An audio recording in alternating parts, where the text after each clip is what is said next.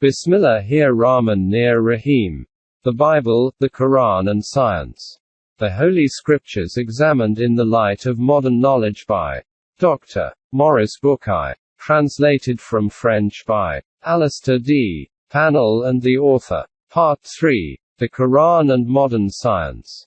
Introduction. The relationship between the Quran and science is a priori a surprise, especially when it turns out to be one of harmony and not of discord. A confrontation between a religious book and the secular ideas proclaimed by science is perhaps, in the eyes of many people today, something of a paradox. The majority of today's scientists, with a small number of exceptions of course, are indeed bound up in materialist theories, and have only indifference or contempt for religious questions which they often consider to be founded on legend. In the West, moreover, when science and religion are discussed, people are quite willing to mention Judaism and Christianity among the religions referred to, but they hardly ever think of Islam. So many false judgments based on inaccurate ideas have indeed been made about it, that today it is very difficult to form an exact notion of the reality of Islam. As a prelude to any confrontation between the Islamic revelation and science, it would seem essential that an outline be given of a religion that is so little known in the West. The totally erroneous statements made about Islam in the West are sometimes the result of ignorance, and sometimes of systematic denigration. The most serious of all the untruths told about it are, however, those dealing with facts. For while mistaken opinions are excusable, the presentation of facts running contrary to the reality is not. It is disturbing to read blatant untruths in eminently respectable works written by authors who a priori are highly qualified. The following is an example taken from the Universalis Encyclopedia. Encyclopedia Universalis. Volume 6. Under the heading Gospels. Evangeles. The author alludes to the differences between the latter and the Quran. The evangelists do not, as in the Quran, claim to transmit an autobiography that God miraculously dictated to the prophet. In fact, the Quran has nothing to do with an autobiography. It is a preaching. A consultation of even the worst translation would have made that clear to the author.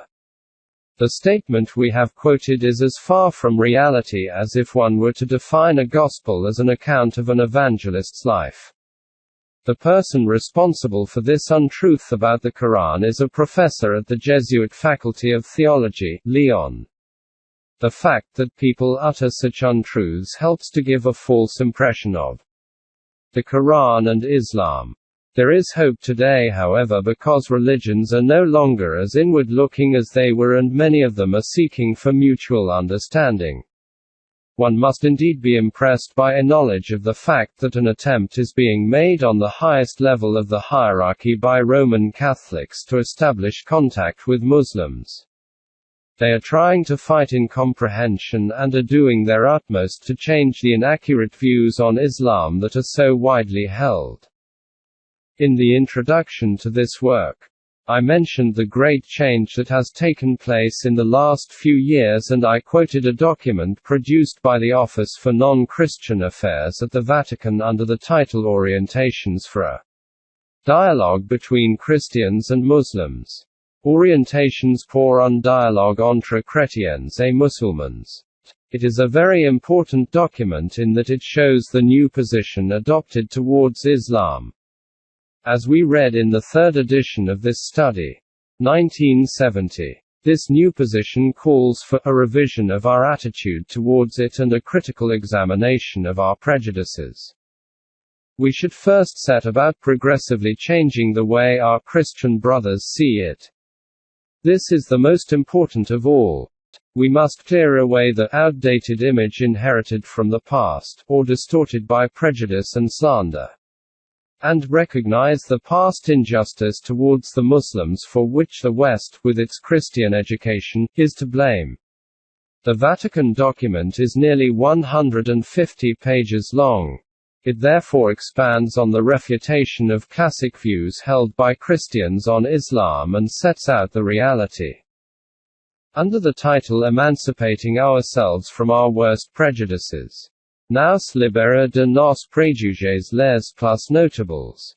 The authors address the following suggestions to Christians. Here also, we must surrender to a deep purification of our attitude. In particular, what is meant by this are certain, set judgments that are all too often and too lightly made about Islam. It is essential not to cultivate in the secret of our hearts views such as these, too easily or arbitrarily arrived at, and which the sincere Muslim finds confusing. One extremely important view of this kind is the attitude which leads people to repeatedly use the term Allah to mean the God of the Muslims. As if the Muslims believed in a God who was different from the God of the Christians. Allah means the divinity, in Arabic. It is a single God, implying that a correct transcription can only render the exact meaning of the word with the help of the expression God.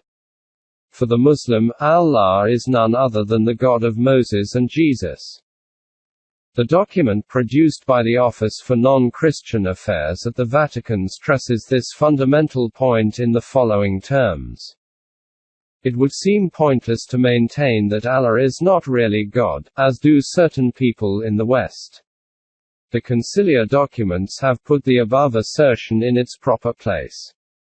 There is no better way of illustrating Islamic faith in God than by quoting the following extracts from Lumen Gentium.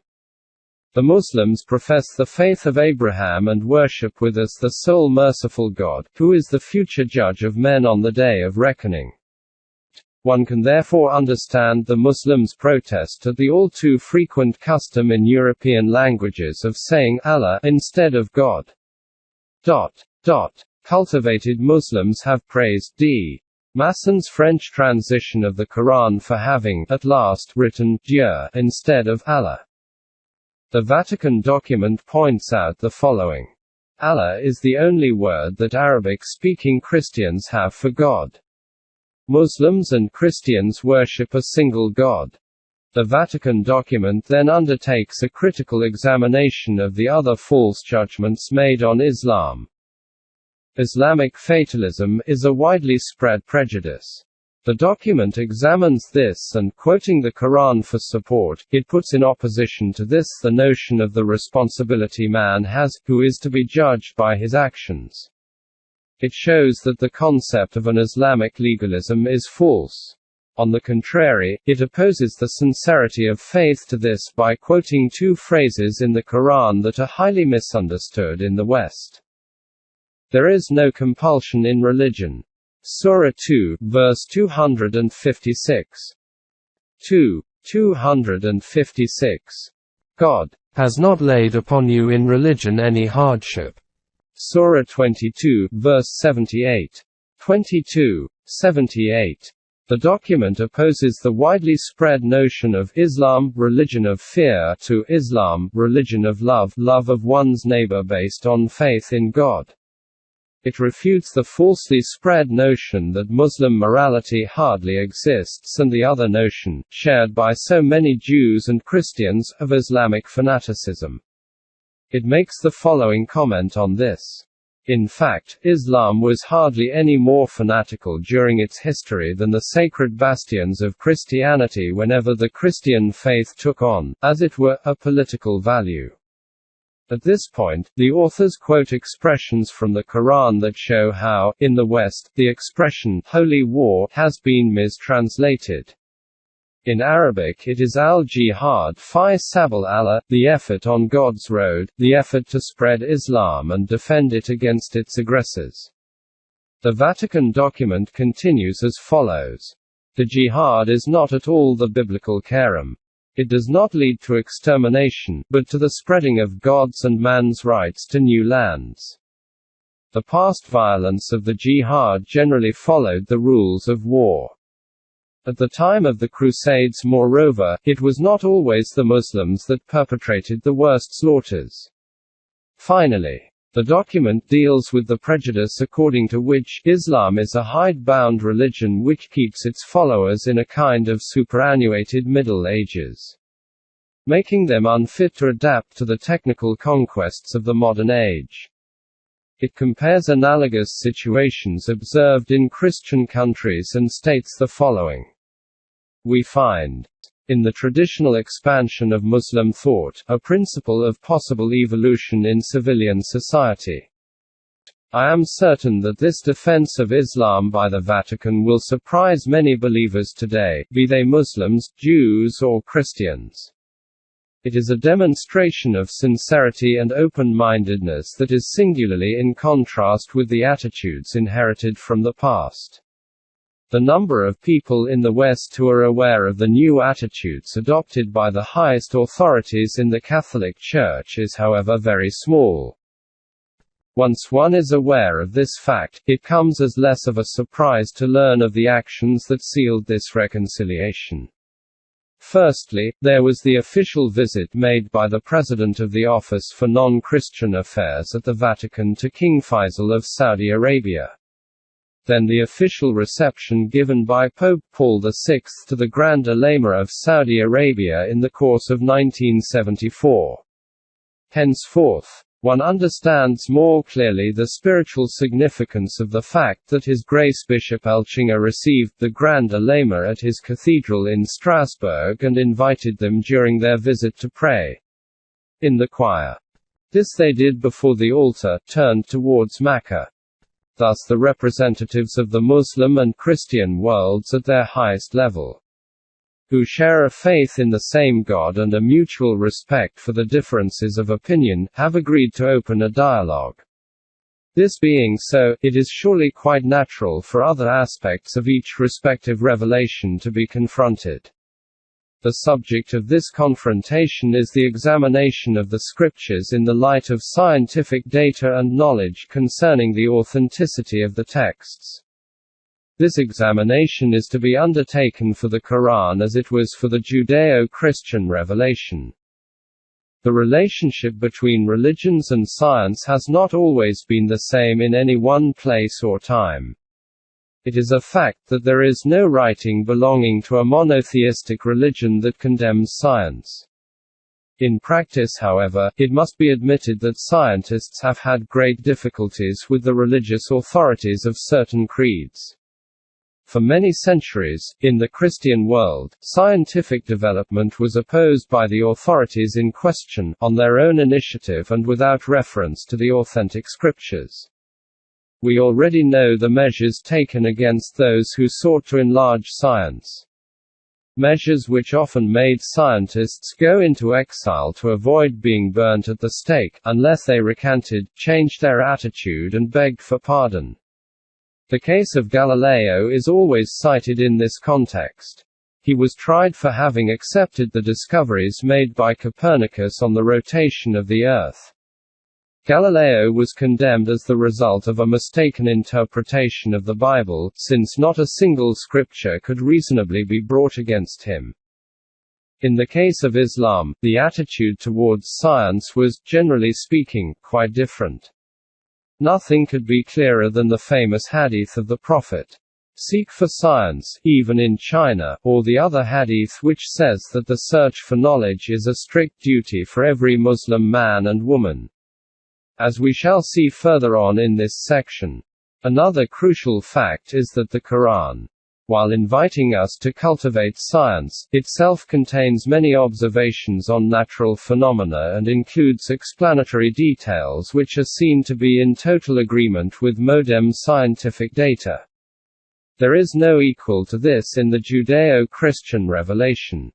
It would nevertheless be wrong to imagine that, in the history of Islam, certain believers had never harbored a different attitude towards science. It is a fact that, at certain periods, the obligation to educate oneself and others was rather neglected.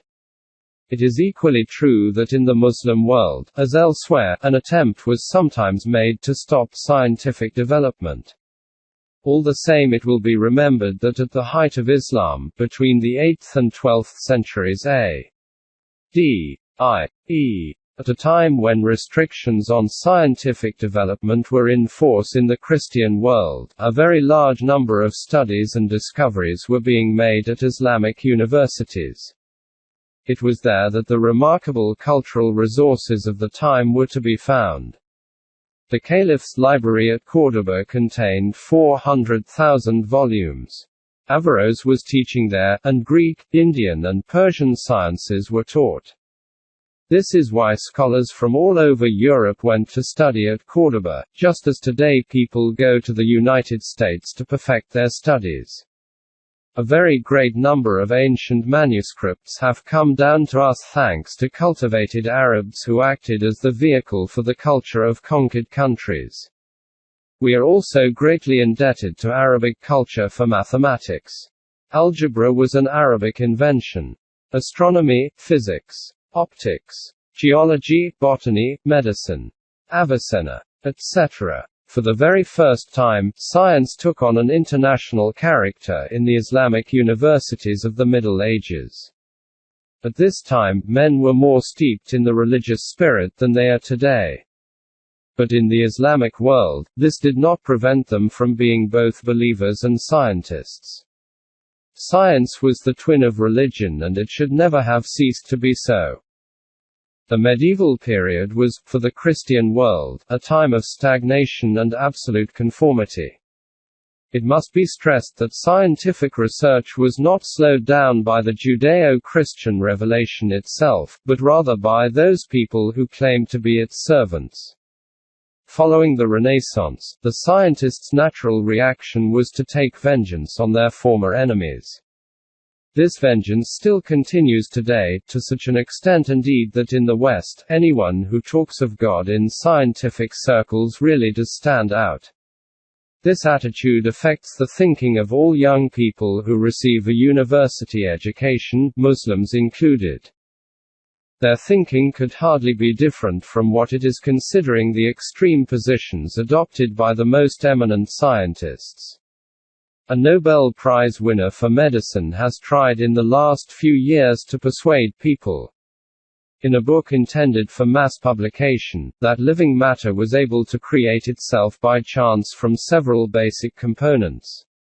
Starting, he says, with this primitive living matter, and under the influence of various external circumstances, organized living beings were formed, resulting in the formidable complex being that constitutes man.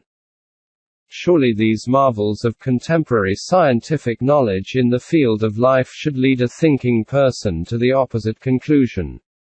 The organization presiding over the birth and maintenance of life surely appears more and more complicated as one studies it. The more details one knows, the more admiration it commands.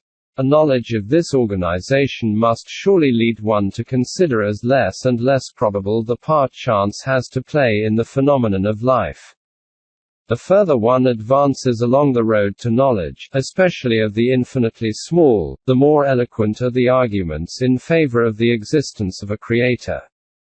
Instead of being filled with humility in the face of such facts, man is filled with arrogance. He sneers at any idea of God, in the same way he runs down anything that detracts from his pleasure and enjoyment. This is the image of the materialist society that is flourishing at present in the West. What spiritual forces can be used to oppose this pollution of thought practiced by many contemporary scientists? Judaism and Christianity make no secret of their inability to cope with the tide of materialism and invasion of the West by atheism. Both of them are completely taken off guard, and from one decade to the next one can surely see how seriously diminished their resistance is to this tide that threatens to sweep everything away.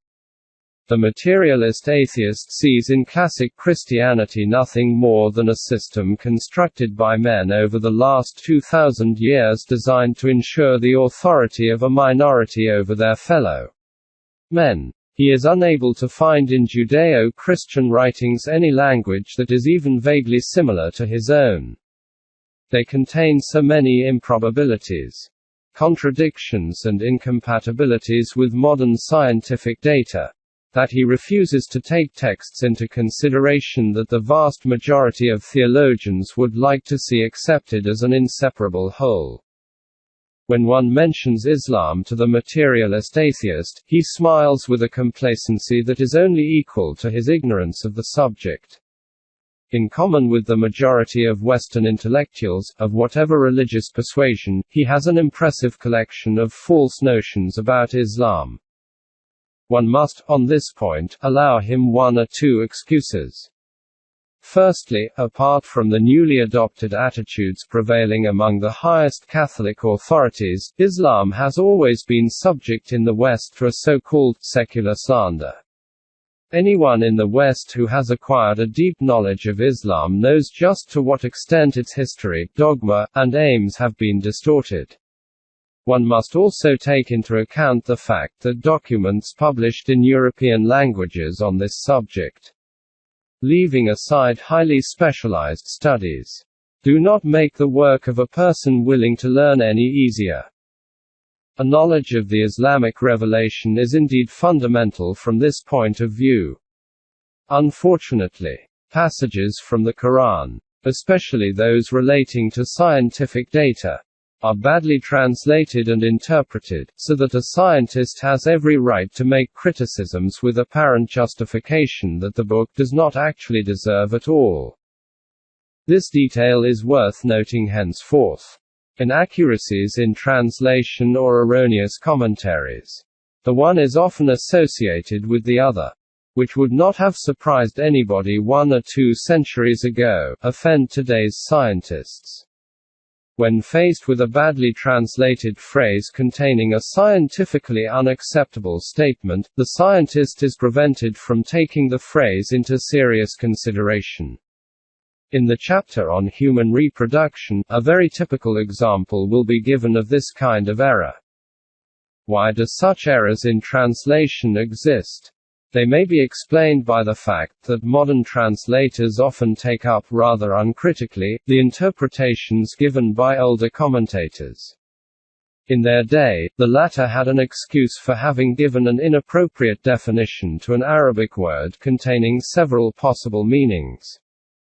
They could not possibly have understood the real sense of the word or phrase, which has only become clear in the present day thanks to scientific knowledge. In other words, the problem is raised of the necessary revision of translations and commentaries. It was not possible to do this at a certain period in the past, but nowadays we have knowledge that enables us to render their true sense. These problems of translation are not present for the texts of the Judeo-Christian revelation. The case described here is absolutely unique to the Quran. These scientific considerations, which are very specific to the Quran, greatly surprised me at first. Up until then, I had not thought it possible for one to find so many statements in a text compiled more than 13 centuries ago referring to extremely diverse subjects, and all of them totally in keeping with modern scientific knowledge. In the beginning, I had no faith whatsoever in Islam. I began this examination of the texts with a completely open mind and a total objectivity. If there was any influence acting upon me, it was gained from what I had been taught in my youth. People did not speak of Muslims, but of Mohammedans, to make it quite clear that what was meant was a religion founded by a man and which could not therefore have any kind of value in terms of God. Like many in the West, I could have retained the same false notions about Islam. They are so widely spread today, that I am indeed surprised when I come across anyone, other than a specialist, who can talk in an enlightened manner on this subject. I therefore admit that before I was given a view of Islam different from the one received in the West, I was myself extremely ignorant. I owe the fact that I was able to realize the false nature of the judgments generally made in the West about Islam to exceptional circumstances. It was in Saudi Arabia itself that an inkling was given to me of the extent to which opinions held in the West on this subject are liable to error. The debt of gratitude I owe to the late King Faisal, whose memory I salute with deepest respect, is indeed very great. The fact that I was given the signal honor of hearing him speak on Islam and was able to raise with him certain problems concerning the interpretation of the Quran in relation to modern science is a very cherished memory. It was an extremely great privilege for me to have gathered so much precious information from him personally and those around him. Since I had now seen the wide gap separating the reality of Islam from the image we have of it in the West, I experienced a great need to learn Arabic, which I did not speak, to be sufficiently well equipped to progress in the study of such a misunderstood religion. My first goal was to read the Quran and to make a sentence-by-sentence analysis of it with the help of various commentaries essential to a critical study. My approach was to pay special attention to the description of numerous natural phenomena given in the Quran. The highly accurate nature of certain details referring to them in the book, which was only apparent in the original, struck me by the fact that they were in keeping with present-day ideas, although a man living at the time of Muhammad could not have suspected this at all. I subsequently read several works written by Muslim authors on the scientific aspects of the Quranic text. They were extremely helpful in my appreciation of it, but I have not so far discovered a general study of this subject made in the West. What initially strikes the reader confronted for the first time with a text of this kind is the sheer abundance of subjects discussed. The creation, astronomy, the explanation of certain matters concerning the earth, and the animal and vegetable kingdoms, human reproduction. Whereas monumental errors are to be found in the Bible, I could not find a single error in the Quran. I had to stop and ask myself, if a man was the author of the Quran, how could he have written facts in the 7th century A.D. that today are shown to be in keeping with modern scientific knowledge? There was absolutely no doubt about it. The text of the Quran we have today is most definitely a text of the period, if I may be allowed to put it in these terms. In the next chapter of the present section of the book I shall be dealing with this problem. What human explanation can there be for this observation? In my opinion, there is no explanation. There is no special reason why an inhabitant of the Arabian Peninsula should, at a time when King Dagobert was reigning in France, 629 to 639 A.D., have had scientific knowledge on certain subjects that was 10 centuries ahead of our own. It is an established fact that at the time of the Quranic revelation, i.e., within a period of roughly 20 years straddling Hegira, 622 A.D., closing parenthesis, scientific knowledge had not progressed for centuries, and the period of activity in Islamic civilization, with its accompanying scientific upsurge, came after the close of the Quranic revelation. Only ignorance of such religious and secular data can lead to the following bizarre suggestion I have heard several times. If surprising statements of a scientific nature exist in the Quran, they may be accounted for by the fact that Arab scientists were so far ahead of their time and Muhammad was influenced by their work. Anyone who knows anything about Islamic history is aware that the period of the Middle Ages, which saw the cultural and scientific upsurge in the Arab world, came after Muhammad, and would not therefore indulge in such whims. Suggestions of this kind are particularly off the mark because the majority of scientific facts which are either suggested or very clearly recorded in the Quran have only been confirmed in modern times. It is easy to see therefore how for centuries commentators on the Quran, including those writing at the height of Islamic culture, have inevitably made errors of interpretation in the case of certain verses whose exact meaning could not possibly have been grasped. It was not until much later, at a period not far from our own, that it was possible to translate and interpret them correctly. This implies that a thorough linguistic knowledge is not in itself sufficient to understand these verses from the Quran. What is needed along with this is a highly diversified knowledge of science. A study such as the present one embraces many disciplines and is in that sense encyclopedic.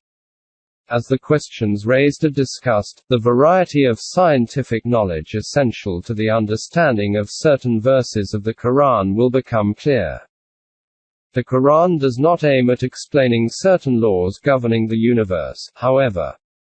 It has an absolutely basic religious objective. The descriptions of divine omnipotence are what principally incite man to reflect on the works of creation. They are accompanied by references to facts accessible to human observation or to laws defined by God who presides over the organization of the universe both in the sciences of nature and as regards man. One part of these assertions is easily understood, but the meaning of the other can only be grasped if one has the essential scientific knowledge it requires. This means that in former times, man could only distinguish an apparent meaning which led him to draw the wrong conclusions on account of the inadequacy of his knowledge at the time in question. It is possible that the choice of verses from the Quran which are to be studied for their scientific content may perhaps seem too small for certain Muslim writers who have already drawn attention to them before I have. In general, I believe I have retained a slightly smaller number of verses than they have. On the other hand, I have singled out several verses which until now have not, in my opinion, been granted the importance they deserve from a scientific point of view.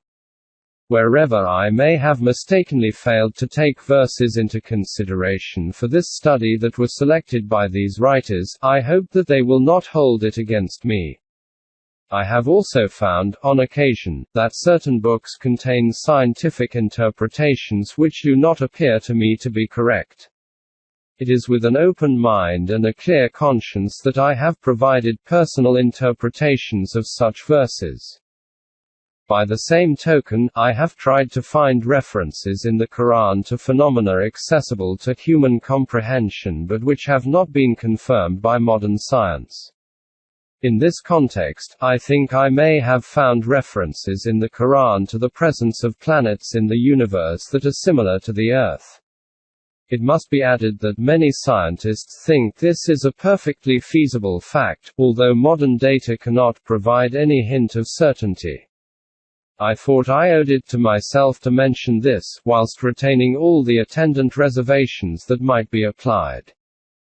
Had this study been made 30 years ago, it would have been necessary to add another fact predicted by the Quran to what would have been cited concerning astronomy. This fact is the conquest of space.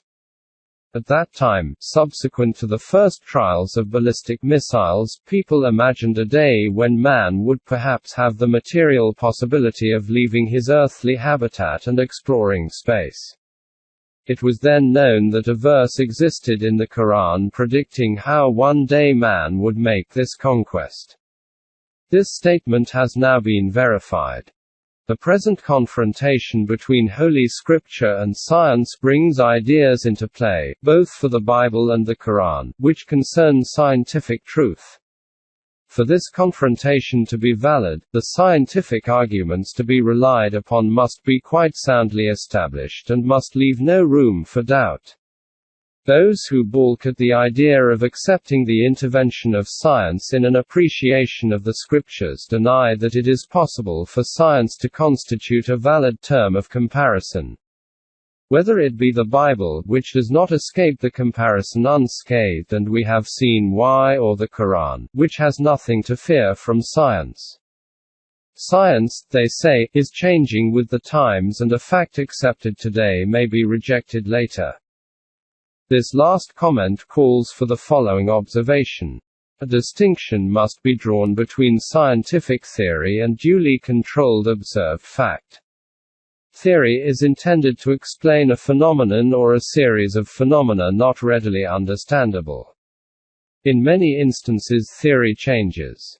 It is liable to be modified or replaced by another theory when scientific progress makes it easier to analyze facts and envisage a more viable explanation.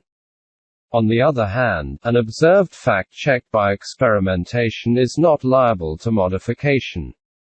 It becomes easier to define its characteristics, but it remains the same. It has been established that the Earth revolves around the Sun and the Moon around the Earth, and this fact will not be subject to revision. All that may be done in the future is to define the orbits more clearly. A regard for the changing nature of theory is, for example, what made me reject a verse from the Quran thought by a Muslim physicist to predict the concept of antimatter, a theory which is at present the subject of much debate. One can, on the other hand, quite legitimately devote great attention to a verse from the Quran describing the aquatic origins of life. A phenomenon we shall never be able to verify, but which has many arguments that speak in its favor. As for observed facts such as the evolution of the human embryo, it is quite possible to confront different stages described in the Quran with the data of modern embryology and find complete concordance between modern science and the verses of the Quran.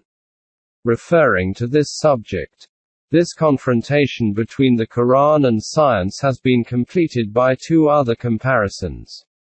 One is the confrontation of modern knowledge with biblical data on the same subjects.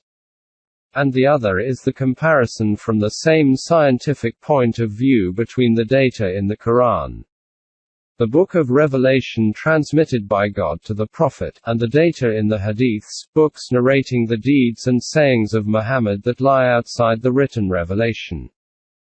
At the end of this, the third section of the present work, the detailed results of the comparison between the biblical and Quranic description of a single event are given, along with an account of how the passage fared when subjected to the scientific criticism of each description.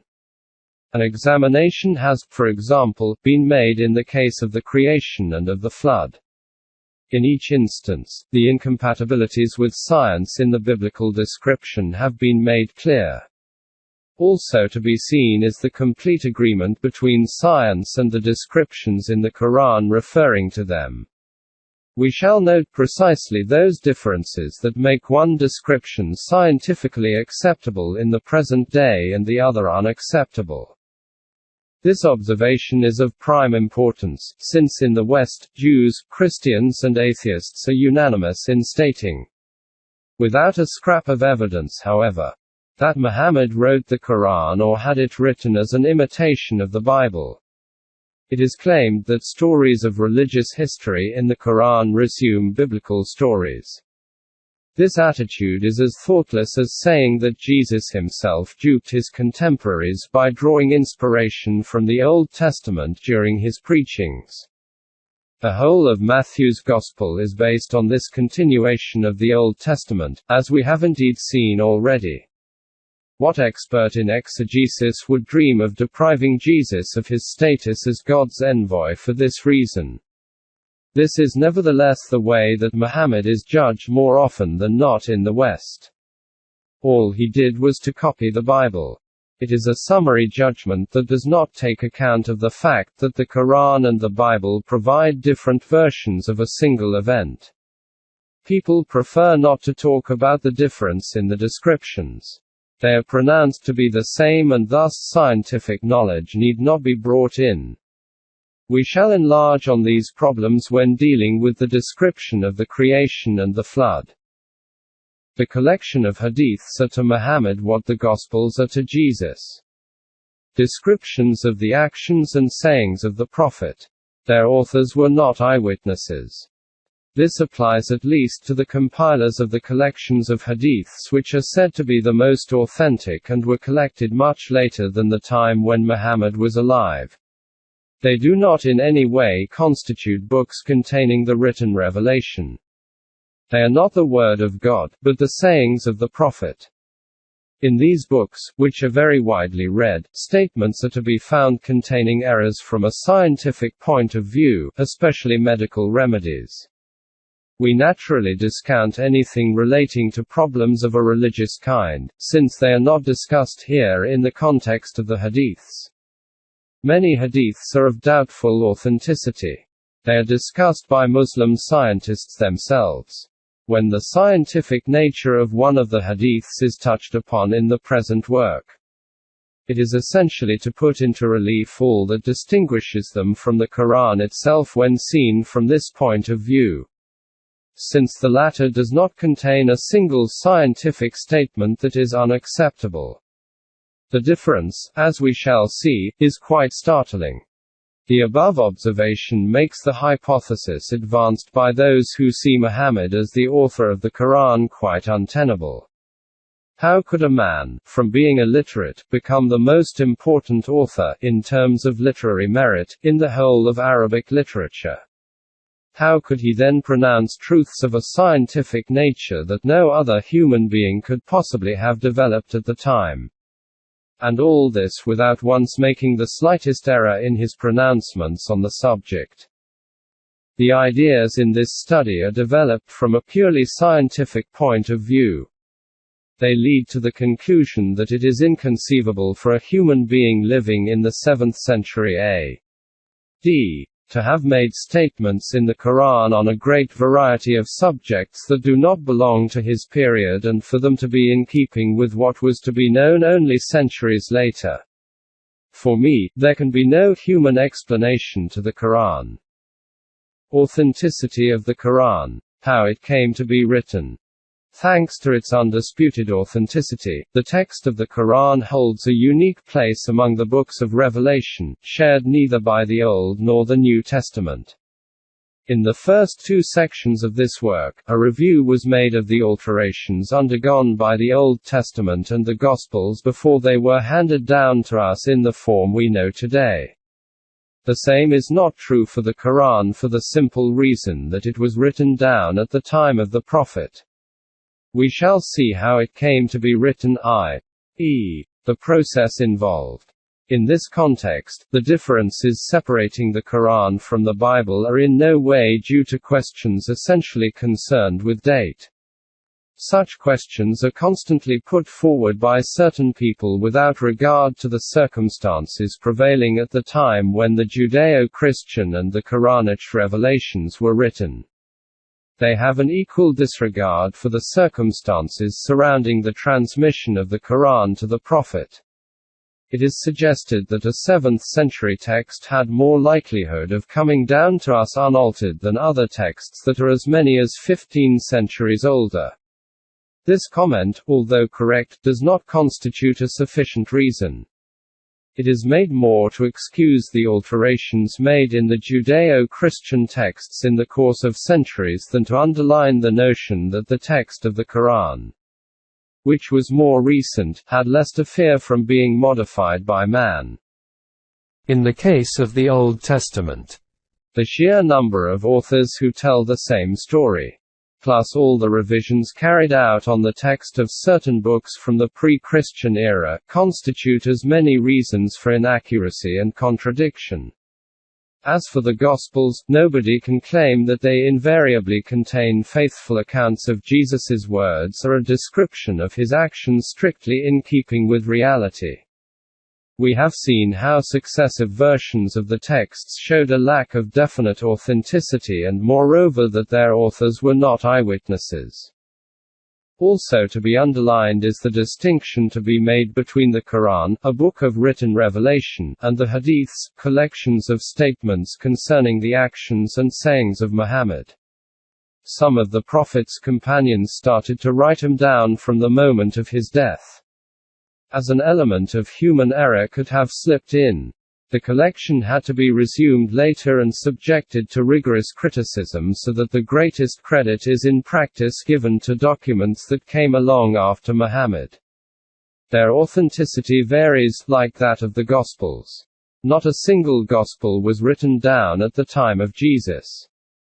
They were all written long after his earthly mission had come to an end.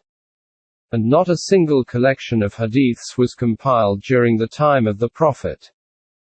The situation is very different for the Quran. As the revelation progressed, the prophet and the believers following him recited the text by heart, and it was also written down by the scribes in his following. It therefore starts off with two elements of authenticity that the Gospels do not possess. This continued up to the prophet's death. At a time when not everybody could write, but everyone was able to recite, recitation afforded a considerable advantage because of the double-checking possible when the definitive text was compiled.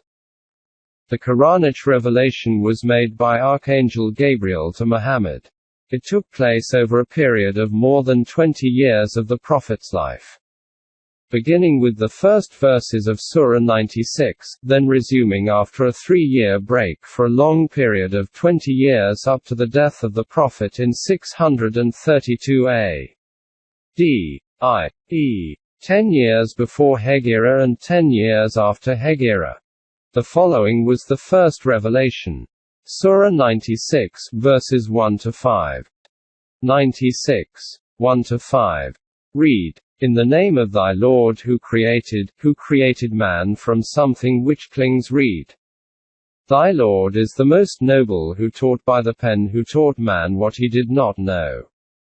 Professor Hamidullah notes in the introduction to his French translation of the Quran that one of the themes of this first revelation was the praise of the pen as a means of human knowledge which would explain the Prophet's concern for the preservation of the Quran in writing.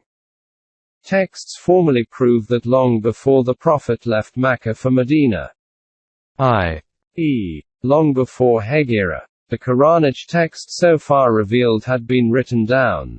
We shall see how the Quran is authentic in this. We know that Muhammad and the believers who surrounded him were accustomed to reciting the revealed text from memory. It is therefore inconceivable for the Quran to refer to facts that did not square with reality, because the latter could so easily be checked with people in the Prophet's following. By asking the authors of the transcription, 4 surahs dating from a period prior to Hegira refer to the writing down of the Quran before the Prophet left Mecca in 622. Surah 80, verses 11-16. 80. 11-16. By no means. Indeed, it is a message of instruction, therefore whoever wills, should remember on leaves held in honor, exalted, purified in the hands of scribes noble and pious. Yusuf Ali, in the commentary to his translation, 1934, wrote that when the revelation of this surah was made, 42 or 45 others had been written and were kept by Muslims in Mecca. Out of a total of 114. Surah 85, verses 21 and 22. 85. 21-22. Nay, this is a glorious reading on a preserved tablet. Surah 56, verses 77-80. 56. 77-80. This is a glorious reading. In a book well kept which none but the purified teach. This is a revelation from the Lord of the worlds. Surah 25, verse 5. 25. 5. They said, tales of the ancients which he has caused to be written, and they are dictated to him morning and evening. Here we have a reference to the accusations made by the Prophet's enemies, who treated him as an impostor. They spread the rumor that stories of antiquity were being dictated to him and he was writing them down or having them transcribed. The meaning of the word is debatable, but one must remember that Muhammad was illiterate. However this may be, the verse refers to this act of making a written record, which is pointed out by Muhammad's enemies themselves. A surah that came after Hegira makes one last mention of the leaves on which these divine instructions were written. Surah 98, verses 2 and 3. 98. 2-3. An apostle from God recites leaves, kept pure where a decrees right and straight. The Quran itself therefore provides indications as to the fact that it was set down in writing at the time of the Prophet. It is a known fact that there were several scribes in his following, the most famous of whom, Zayd ibn Thabit, has left his name to posterity. In the preface to his French translation of the Quran, 1971, Professor Hamidullah gives an excellent description of the conditions that prevailed when the text of the Quran was written, lasting up until the time of the Prophet's death. The sources all agree in stating that whenever a fragment of the Quran was revealed, the Prophet called one of his literate companions and dictated it to him, indicating at the same time the exact position of the new fragment in the fabric of what had already been received. Descriptions note that Muhammad asked the scribe to reread to him what had been dictated so that he could correct any deficiencies. Another famous story tells how every year in the month of Ramadan, the Prophet would recite the whole of the Quran. So far revealed to Gabriel, that in the Ramadan preceding Muhammad's death, Gabriel had made him recite it twice. It is known how since the Prophet's time, Muslims acquired the habit of keeping vigil during Ramadan, and of reciting the whole of the Quran in addition to the usual prayers expected of them. Several sources add that Muhammad's scribe Zayd was present at this final bringing together of the texts. Elsewhere, numerous other personalities are mentioned as well. Extremely diverse materials were used for this first record. Parchment, leather, wooden tablets, camel's scapula, soft stone for inscriptions, etc. At the same time, however, Muhammad recommended that the faithful learn the Quran by heart. They did this for a part if not all of the text recited during prayers. Thus there were Hafizun who knew the whole of the Quran by heart and spread it abroad. The method of doubly preserving the text both in writing and by memorization proved to be extremely precious. Not long after the Prophet's death, 632, his successor Abu Bakr, the first caliph of Islam, asked Muhammad's former head scribe, Zayd ibn Thabit, to make a copy. This he did. On Omar's initiative, the future second caliph, Zayd consulted all the information he could assemble at Medina. The witness of the Hafizun, copies of the book written on various materials belonging to private individuals, all with the object of avoiding possible errors in transcription. Thus an extremely faithful copy of the book was obtained. The sources tell us that Caliph Omar, Abu Bakr's successor in 634, subsequently made a single volume Mushaf that he preserved and gave on his death to his daughter Hafsa, the Prophet's widow. The third caliph of Islam, Uthman, who held the caliphate from 644 to 655, entrusted a commission of experts with the preparation of the great recension that bears his name. It checked the authenticity of the document produced under Abu Bakr, which had remained in Hafsa's possession until that time. The commission consulted Muslims who knew the text by heart. The critical analysis of the authenticity of the text was carried out very rigorously. The agreement of the witnesses was deemed necessary before the slightest verse containing debatable material was retained. It is indeed known how some verses of the Quran correct others in the case of prescriptions. This may be readily explained when one remembers that the Prophet's period of apostolic activity stretched over 20 years. In round figures, the result is a text containing an order of surahs that reflects the order followed by the Prophet in his complete recital of the Quran during Ramadan, as mentioned above. One might perhaps ponder the motives that led the first three caliphs, especially Uthman, to commission collections and recensions of the text. The reasons are in fact very simple. Islam's expansion in the very first decades following Muhammad's death was very rapid indeed, and it happened among peoples whose native language was not Arabic. It was absolutely necessary to ensure the spread of a text that retained its original purity. Uthman's recension had this as its objective. Uthman sent copies of the text of the recension to the centers of the Islamic Empire, and that is why, according to Professor Hamidullah, copies attributed to Uthman exist in Tashkent and Istanbul. Apart from one or two possible mistakes in copying, the oldest documents known to the present day, that are to be found throughout the Islamic world, are identical. The same is true for documents preserved in Europe. There are fragments in the Bibliothèque Nationale in Paris which, according to the experts, date from the 8th and 9th centuries A.D., i.e., the 2nd and 3rd Hegrian centuries. The numerous ancient texts that are known to be in existence all agree except for very minor variations which do not change the general meaning of the text at all.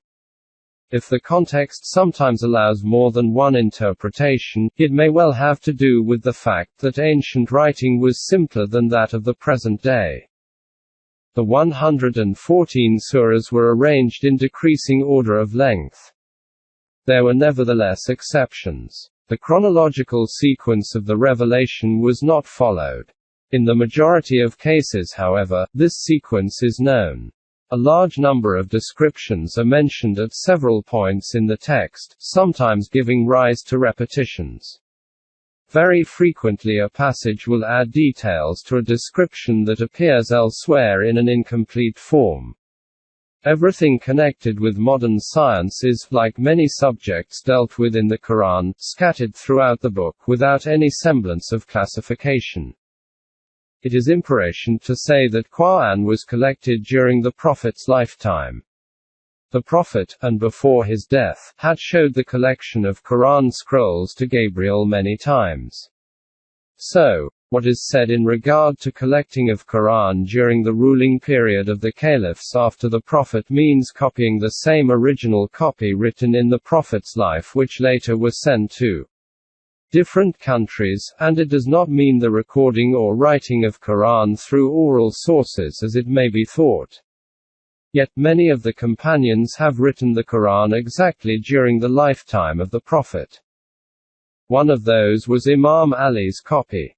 He, because of his close relation with the Prophet, his long companionship, didn't only collect the dispersed scrolls of the Quran, but he rather could accompany it with a remarkable tafsir, mentioning the occasion of each verse's descension, and was regarded the first tafsir of Quran since the beginning of the Islamic mission. Ibn Abi al-Hadid says, all the scholars agree that Imam Ali is the first one who collected the Quran. See Sharh al-Naj, 271. Another one, Qahtani, says that Imam Ali could arrange the Quran according to each surah's order of descension. See Strategic Administration, 461. Ibn Sirin Tabi relates from Ikrimah, who said that Imam Ali could collect the Quran in a manner that if all mankind and jinn gathered to do that, they could not do it at all. See Al-Itqan 1157-58. Ibn Jizi Kalbi also narrates, if only we could have the Quran which was collected by Ali, then we could gain a lot of knowledge. See Al-Tashil, 114. That was only a brief note about the benefits of Imam Ali's Musahab. As Ibn Sirin had declared, I searched so long for Imam Ali's Musahab and I corresponded with Medina, but all my efforts gone in vain. See Al-Itqan, 158, Al-Tabaqar, 2-338. Thus, it becomes certain that Quran has been collected by Imam Ali without simple difference between it and other known copies. Except in the notes mentioned by him, which renders it as the most excellent copy has ever been known.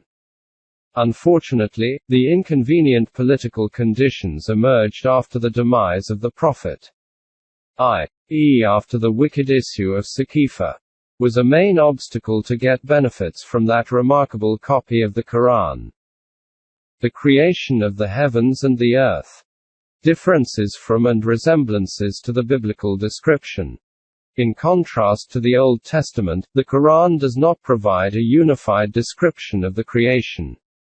Instead of a continuous narration, There are passages scattered all over the book which deal with certain aspects of the creation and provide information on the successive events marking its development with varying degrees of detail. To gain a clear idea of how these events are presented, the fragments scattered throughout a large number of surahs have to be brought together. This dispersal throughout the book of references to the same subject is not unique to the theme of the creation. Many important subjects are treated in the same manner in the Quran. Earthly or celestial phenomena, or problems concerning man that are of interest to scientists. For each of these themes, the same effort has been made here to bring all the verses together. For many European commentators, the description of the creation in the Quran is very similar to the one in the Bible, and they are quite content to present the two descriptions side by side. I believe this concept is mistaken because there are very obvious differences. On subjects that are by no means unimportant from a scientific point of view, we find statements in the Quran whose equivalents we search for in vain in the Bible. The latter contains descriptions that have no equivalent in the Quran. The obvious resemblances between the two texts are well known. Among them is the fact that, at first glance, the number given to the successive stages of the creation is identical. The 6 days in the Bible correspond to the 6 days in the Quran. In fact, however, the problem is more complex than this, and it is worth pausing to examine it. The 6 periods of the creation. There is absolutely no ambiguity whatsoever in the biblical description of the creation in 6 days followed by a day of rest, the Sabbath, analogous with the days of the week.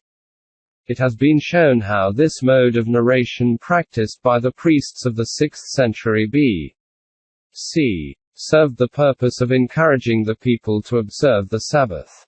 All Jews were expected to rest. 55. On the Sabbath, as the Lord had done after he had labored during the 6 days of the week. The way the Bible interprets it, the word day means the interval of time between two successive sunrises or sunsets for an inhabitant of the earth. When defined in this way, the day is conditioned by the rotation of the earth on its own axis. It is obvious that logically speaking there can be no question of days, as defined just now, if the mechanism that causes them to appear i.e., the existence of the Earth and its rotation around the Sun has not already been fixed in the early stages of the creation according to the biblical description. This impossibility has already been emphasized in the first part of the present book. When we refer to the majority of translations of the Quran, we read that analogous with the biblical description, the process of the creation for the Islamic revelation also took place over a period of 6 days. It is difficult to hold against the translators the fact that they have translated the Arabic word by its most common meaning. This is how it is usually expressed in translations, so that in the Quran, Surah 7, verse 54 reads as follows. 7:54. Your Lord is God who created the heavens and the earth in 6 days. There are very few translations and commentaries of the Quran that note how the word days should really be taken to mean periods. It has moreover been maintained that if the Quranic texts on the creation divided its stages into days, it was with the deliberate intention of taking up beliefs held by all the Jews and Christians at the dawn of Islam and of avoiding a head-on confrontation with such a widely held belief, without in any way wishing to reject this way of seeing it. One could perhaps examine the problem a little more closely and scrutinize in the Quran itself, and more generally in the language of the time, the possible meaning of the word that many translators themselves still continue to translate by the word day, yam, plural ayam in Arabic. Its most common meaning is day, but it must be stressed that it tends more to mean the diurnal light than the length of time that lapses between one day's sunset and the next. The plural ayam can mean, not just days, but also long length of time, an indefinite period of time. but always long. The meaning, period of time, that the word contains is to he found elsewhere in the Quran. Hence the following. Surah 32, verse 5. 32:5. In a period of time. Yawm, whereof the measure is 1,000 years of your reckoning. Single quote. It is to be noted that the creation in 6 periods is precisely what the verse preceding verse 5 refers to. Surah 70, verse 4. 74. In a period of time. Yawm, whereof the measure is 50,000 years. The fact that the word yawm could mean a period of time that was quite different from the period that we mean by the word day struck very early commentators who, of course, did not have the knowledge we possess today concerning the length of the stages in the formation of the universe. In the 16th century A.D., for example, Abu al-Su'ud, who could not have had any idea of the day as defined astronomically in terms of the Earth's rotation, thought that for the creation a division must be considered that was not into days as we usually understand the word, but into events. In Arabic Norba, modern commentators have gone back to this interpretation.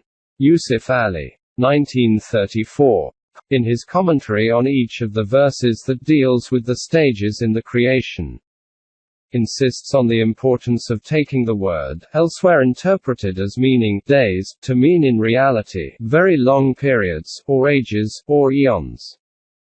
It is therefore possible to say that in the case of the creation of the world, the Quran allows for long periods of time numbering 6.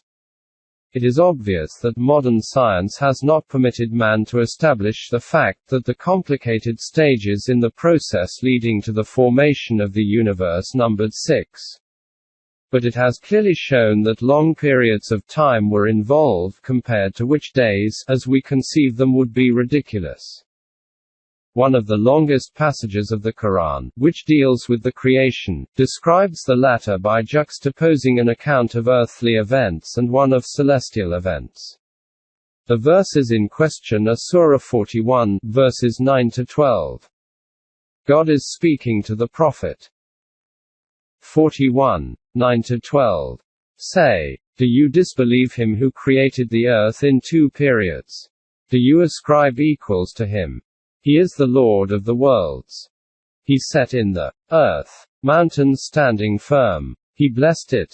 He measured therein its sustenance in 4 periods, in due proportion, in accordance with the needs of those who ask for sustenance, or information. Moreover, Tumma, he turned to heaven when it was smoke and said to it and to the earth, come willingly or unwillingly. They said, we come in willing obedience. Then he ordained them 7 heavens in 2 periods, and he assigned to each heaven its mandate by revelation. And we adorned the lower heaven with luminaries and provided it a guard. Such is the decree of the Almighty, the full of knowledge. These 4 verses of Surah 41 contain several points to which we shall return. The initially gaseous state of celestial matter and the highly symbolic definition of the number of heavens as 7. We shall see the meaning behind this figure. Also of a symbolic nature is the dialogue between God on the one hand and the primordial sky and earth on the other. Here, however, it is only to express the submission of the heavens and earth, once they were formed, to divine orders. Critics have seen in this passage a contradiction with the statement of the 6 periods of the creation. By adding the 2 periods of the formation of the earth to the 4 periods of the spreading of its sustenance to the inhabitants, plus the 2 periods of the formation of the heavens, we arrive at 8 periods. This would then be in contradiction with the 6 periods mentioned above. In fact, however, this text, which leads man to reflect on divine omnipotence, beginning with the earth and ending with the heavens, provides 2 sections that are expressed by the Arabic word tumma, translated by moreover, but which also means furthermore or then. The sense of a sequence may therefore be implied referring to a sequence of events or a series of man's reflections on the events mentioned here. It may equally be a simple reference to events juxtaposed without any intention of bringing in the notion of the one following the other. However this may be, the periods of the creation of the heavens may just as easily coincide with the two periods of the earth's creation. A little later we shall examine how the basic process of the formation of the universe is presented in the Quran, and we shall see how it can be jointly applied to the heavens and the earth in keeping with modern ideas. We shall then realize how perfectly reasonable this way is of conceiving the simultaneous nature of the events here described. There does not appear to be any contradiction between the passage quoted here and the concept of the formation of the world in 6 stages that is to be found in other texts in the Quran. The Quran does not lay down a sequence for the creation of the earth and heavens. In the 2 passages from the Quran quoted above, reference was made in one of the verses to the creation of the heavens and the earth. Surah 7, Earth and the Heavens. Surah 41, verses 9 to 12. The Quran does not therefore appear to lay down a sequence for the creation of the heavens and the earth. The number of verses in which the earth is mentioned first is quite small, e.g. Surah 2, verse 29 and Surah 20, verse 4, where a reference is made to Him who created the earth and the high heavens. The number of verses where the heavens are mentioned before the earth is, on the other hand, much larger. Surah 7, verse 54. Surah 10, verse 3. Surah 11, verse 7. Surah 25, verse 59. Surah 32, verse 4. Surah 50, verse 38. Surah 57, verse 4. Surah 79, verses 27 to 33. Surah 91, verses 5 to 10. In actual fact, apart from Surah 79, there is not a single passage in the Quran that lays down a definite sequence. A simple coordinating conjunction, wa, meaning, and, links 2 terms, or the word tuma which, as has been seen in the above passage, can indicate either a simple juxtaposition or a sequence. There appears to me to be only one passage in the Quran where a definite sequence is plainly established between different events in the creation. It is contained in Surah 79, verses 27 to 33. 79. 27 to 33. Are you the harder to create, or is it the heaven that God built? He raised its canopy and fashioned it with harmony. He made dark the night and he brought out the forenoon. And after that, Ba-da dalaka, he spread it out. Therefrom he drew out its water and its pasture. And the mountains he has fixed firmly. Goods for you and your cattle. This list of earthly gifts from God to man, which is expressed in a language suited to farmers or nomads on the Arabian Peninsula, is preceded by an invitation to reflect on the creation of the heavens. The reference to the stage when God spreads out the earth and renders it arable is very precisely situated in time after the alternating of night and day has been achieved. 2 groups are therefore referred to here, one of celestial phenomena, and the other of earthly phenomena articulated in time. The reference made here implies that the earth must necessarily have existed before being spread out and that it consequently existed when God created the heavens. The idea of a concomitance therefore arises from the heavenly and earthly evolutions with the interlocking of the 2 phenomena. Hence, one must not look for any special significance in the reference in the Quranic text to the creation of the earth before the heavens or the heavens before the earth. The position of the words does not influence the order in which the creation took place, unless however it is specifically stated. The basic process of the formation of the universe and the resulting composition of the worlds. The Quran presents in 2 verses a brief synthesis of the phenomena that constituted the basic process of the formation of the universe. Surah 21, verse 30. 21:30. Do not the unbelievers see that the heavens and the earth were joined together, then we clove them asunder and we got every living thing out of the water? Will they not then believe? Single quote. Surah 41, verse 11. 41:11. God orders the prophet to speak after inviting him to reflect on the subject of the earth's creation. Moreover, God turned to the heaven when it was smoke and said to it and to the earth. Single quote. There then follow the orders to submit, referred to on page 136. We shall come back to the aquatic origins of life and examine them along with other biological problems raised by the Quran. The important things to remember at present are the following. A. The statement of the existence of a gaseous mass with fine particles, for this is how the word smoke, dukan in Arabic, is to be interpreted. Smoke is generally made up of a gaseous substratum, plus, in more or less stable suspension, fine particles that may belong to solid and even liquid states of matter at high or low temperature. B. The reference to a separation process, fatiq, of an primary single mass whose elements were initially fused together, ratiq. It must be noted that in Arabic, fatiq is the action of breaking, diffusing, separating, and that ratiq is the action of fusing or binding together elements to make a homogeneous whole. This concept of the separation of a whole into several parts is noted in other passages of the book with reference to multiple worlds. The first verse of the first surah in the Quran proclaims, after the opening invocation, the following. In the name of God, the Beneficent, the Merciful, praise be to God, Lord of the worlds. The terms worlds reappears dozens of times in the Quran. The heavens are referred to as multiple as well, not only on account of their plural form, but also because of their symbolic numerical quantity. 7.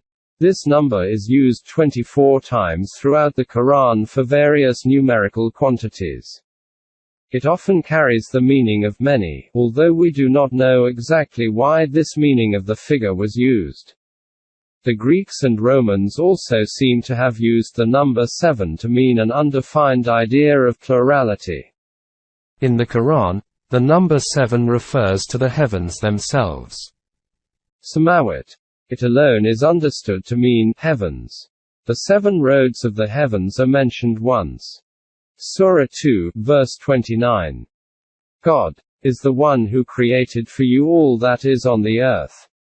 Moreover, he turned to the heaven and fashioned 7 heavens with harmony. He is full of knowledge of all things. Surah 23, verse 17. And we have created above you 7 paths. We have never been unmindful of the creation. Surah 67, verse 3. God is the one who created 7 heavens one above another. Thou canst see no fault in the creation of the Beneficent. Turn the vision again. Canst thou see any rift? Surah 71, verse 15-16. Did you see how God created 7 heavens one above another and made the moon a light therein and made the sun a lamp? Surah 78, verse 12. We have built above you 7 strong heavens, and placed a blazing lamp. Here the blazing lamp is the sun. The commentators on the Quran are in agreement on all these verses. The number 7 means no more than plurality. There are therefore many heavens and earths. And it comes as no small surprise to the reader of the Quran to find that earths such as our own may be found in the universe, a fact that has not yet been verified by man in our time. Verse 12 of Surah 65 does however predict the following. 65:12. God is the one who created 7 heavens and of the earth. Ard. A similar number. The command descends among them so that you know that God has power over all things and comprehends all things in his knowledge. Since 7 indicates an indefinite plurality. As we have seen, it is possible to conclude that the Quranic text clearly indicates the existence of more than one single earth, our own earth. Ard. There are others like it in the universe. Another observation which may surprise the 20th century reader of the Quran is the fact that verses refer to three groups of things created, i.e., things in the heavens, things on the earth, things between the heavens and the earth. Here are several of these verses. Surah 20, verse 6. 26. To him, God, belongs what is in the heavens, on earth, between him and beneath the soil. Surah 25, verse 59. 25. 59. The one who created the heavens, the earth and what is between them in 6 periods. Surah 32, verse 4. 32. 4. God is the one who created the heavens, the earth and what is between them in 6 periods. Surah 50, verse 38. 50. 38. We created the heavens, the earth and what is between them in 6 periods, and no weariness touched us. The reference in the Quran to what is between the heavens and the earth is again to be found in the following verses. Surah 21, verse 16. Surah 44, verses 7 and 38. Surah 78, verse 37. Surah 15, verse 85. Surah 46, verse 3. Surah 43, verse 85. 43. 85. This creation outside the heavens and outside the earth, mentioned several times, is a priori difficult to imagine. To understand these verses, reference must be made to the most recent human observations on the existence of cosmic extragalactic material, and one must indeed go back to ideas established by contemporary science on the formation of the universe, starting with the simplest and proceeding to the most complex. These are the subject of the following paragraph. Before passing on to these purely scientific matters, however, it is advisable to recapitulate the main points on which the Quran gives us information about the creation. According to the preceding quotations, they are as follows. 1. Existence of 6 periods for the creation in general. 2. Interlocking of stages in the creation of the heavens and the earth. 3. Creation of the universe out of an initially unique mass forming a block that subsequently split up. 4. Plurality of the heavens and of the earths. 5. Existence of an intermediary creation between the heavens and the earth. Some modern scientific data concerning the formation of the universe. The solar system. The Earth and planets rotating around the Sun constitute an organized world of dimensions which, to our human scale, appear quite colossal. The Earth is, after all, roughly 93 million miles from the Sun. This is a very great distance for a human being, but it is very small in comparison to the distance separating the Sun from the furthermost planet from it in the solar system, Pluto. In round numbers it is 40 times the distance from the Earth to the Sun, i.e., approximately 3,672 million miles away. This distance, when doubled, represents the largest dimension of our solar system. The Sun's light takes nearly 6 hours to reach Pluto, and yet the journey is made at the terrifying speed of over 186,000 miles per second. The light coming from stars on the very confines of the known celestial world therefore takes billions of years to reach us. The galaxies. The Sun, of which we are a satellite like the other planets surrounding it, is itself an infinite small element among 100 billion stars that form a whole, called a galaxy.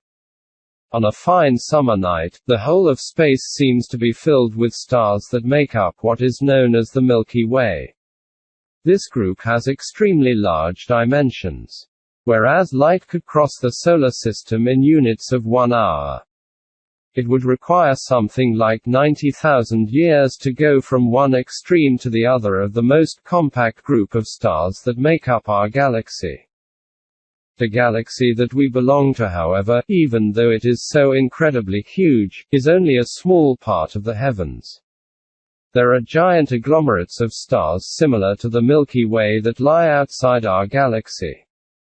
They were discovered a little over 50 years ago, when astronomy was able to make use of an optical instrument as sophisticated as the one that made possible the construction of the Mount Wilson telescope in the United States. Thus a very large number indeed of isolated galaxies and masses of galaxies have been discovered that are so far away that it was necessary to institute a special unit of light years, the parsec. The distance light travels in 3.26 years at 186,000 miles per second. Formation and evolution of galaxies, star and planetary systems. What was there originally in the immensely large space the galaxies now occupy?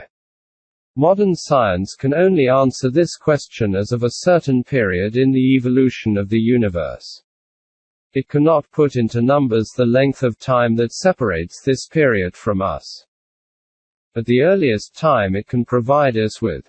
Modern science has every reason to maintain that the universe was formed of a gaseous mass principally composed of hydrogen and a certain amount of helium that was slowly rotating.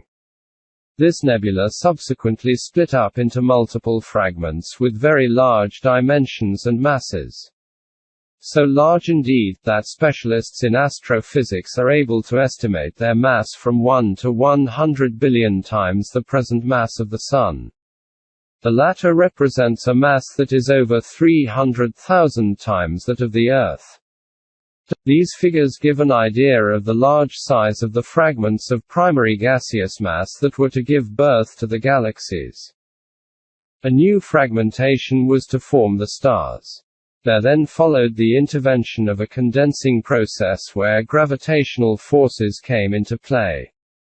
Since these bodies were moving and rotating more and more quickly, along with pressures and the influence of magnetic fields and of radiations, the stars became shiny as they contracted and transformed the gravitational forces into thermal energy. Thermonuclear reactions came into play, and heavier atoms were formed by fusion at the expense of others that were lighter.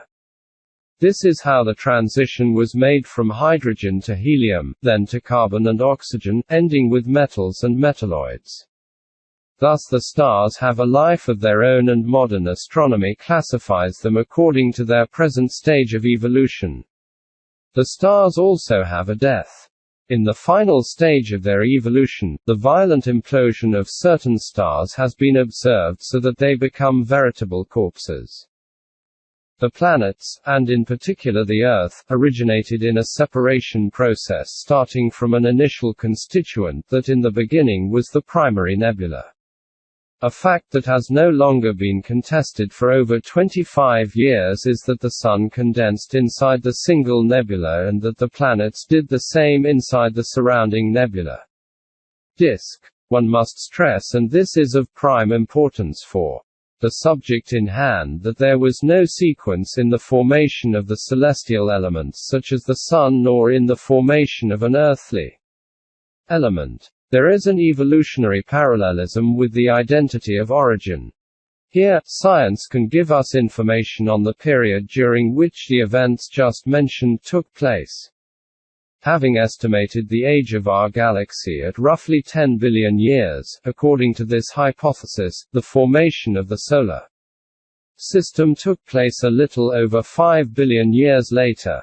The study of natural radioactivity makes it possible to place the age of the Earth and the time the Sun was formed at 4.5 billion years ago, to within a present-day accuracy of 100 million years, according to some scientists' calculations.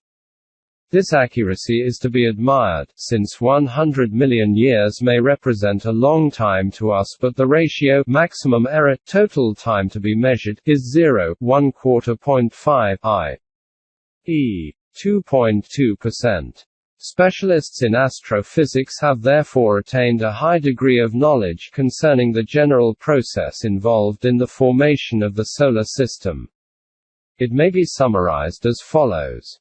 Condensation and contraction of a rotating gaseous mass, splitting up into fragments that leave the Sun and planets in their places, among them the Earth. The knowledge that science has gained on the primary nebula and the way it split up into an incommensurable quantity of stars grouped into galaxies leaves absolutely no doubt as to the legitimacy of a concept of the plurality of worlds. It does not, however, provide any kind of certainty concerning the existence in the universe of anything that might, either closely or vaguely, resemble the Earth.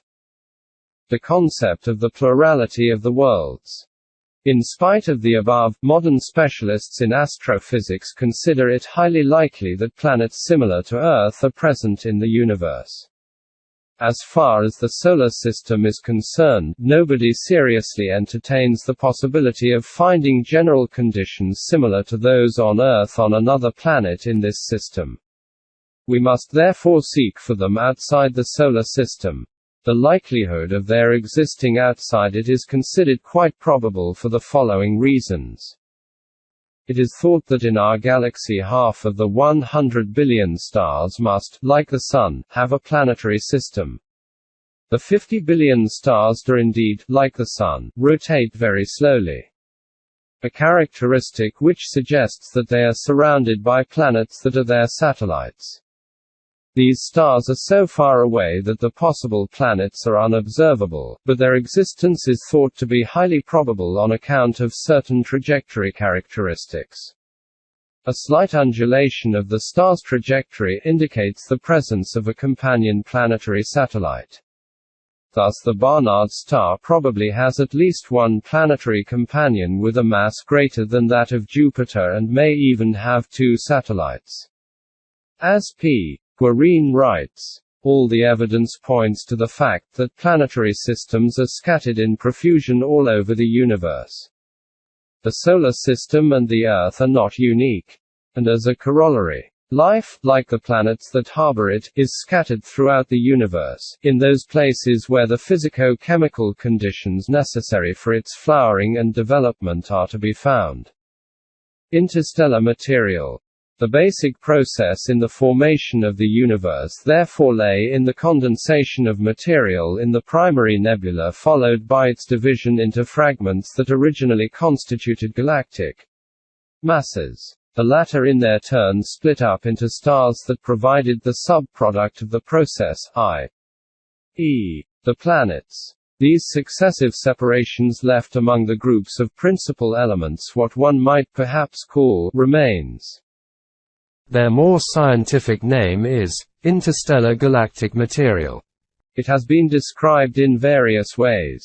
There are bright nebulae that reflect the light received from other stars and are perhaps composed of dusts, or smokes.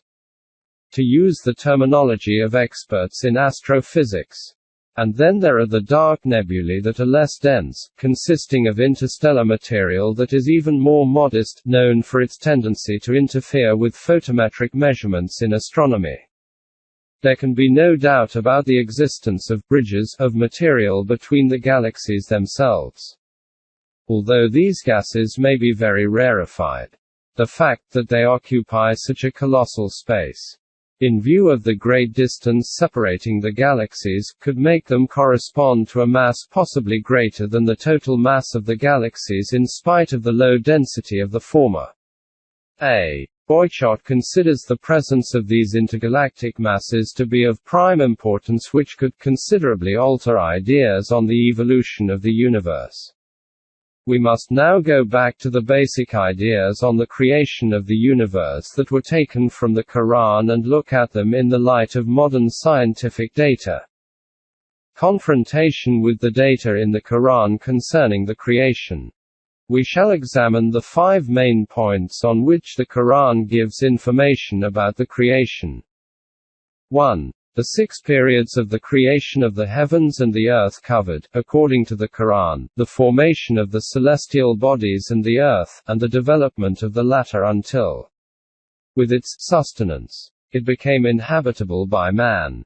In the case of the earth, the events described in the Quran happened over 4 periods. One could perhaps see in them the 4 geological periods described by modern science, with man's appearance, as we already know, taking place in the Quaternary era.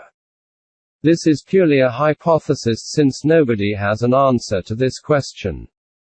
It must be noted, however, that the formation of the heavenly bodies and the earth, as explained in verses 9 to 12, Surah 41.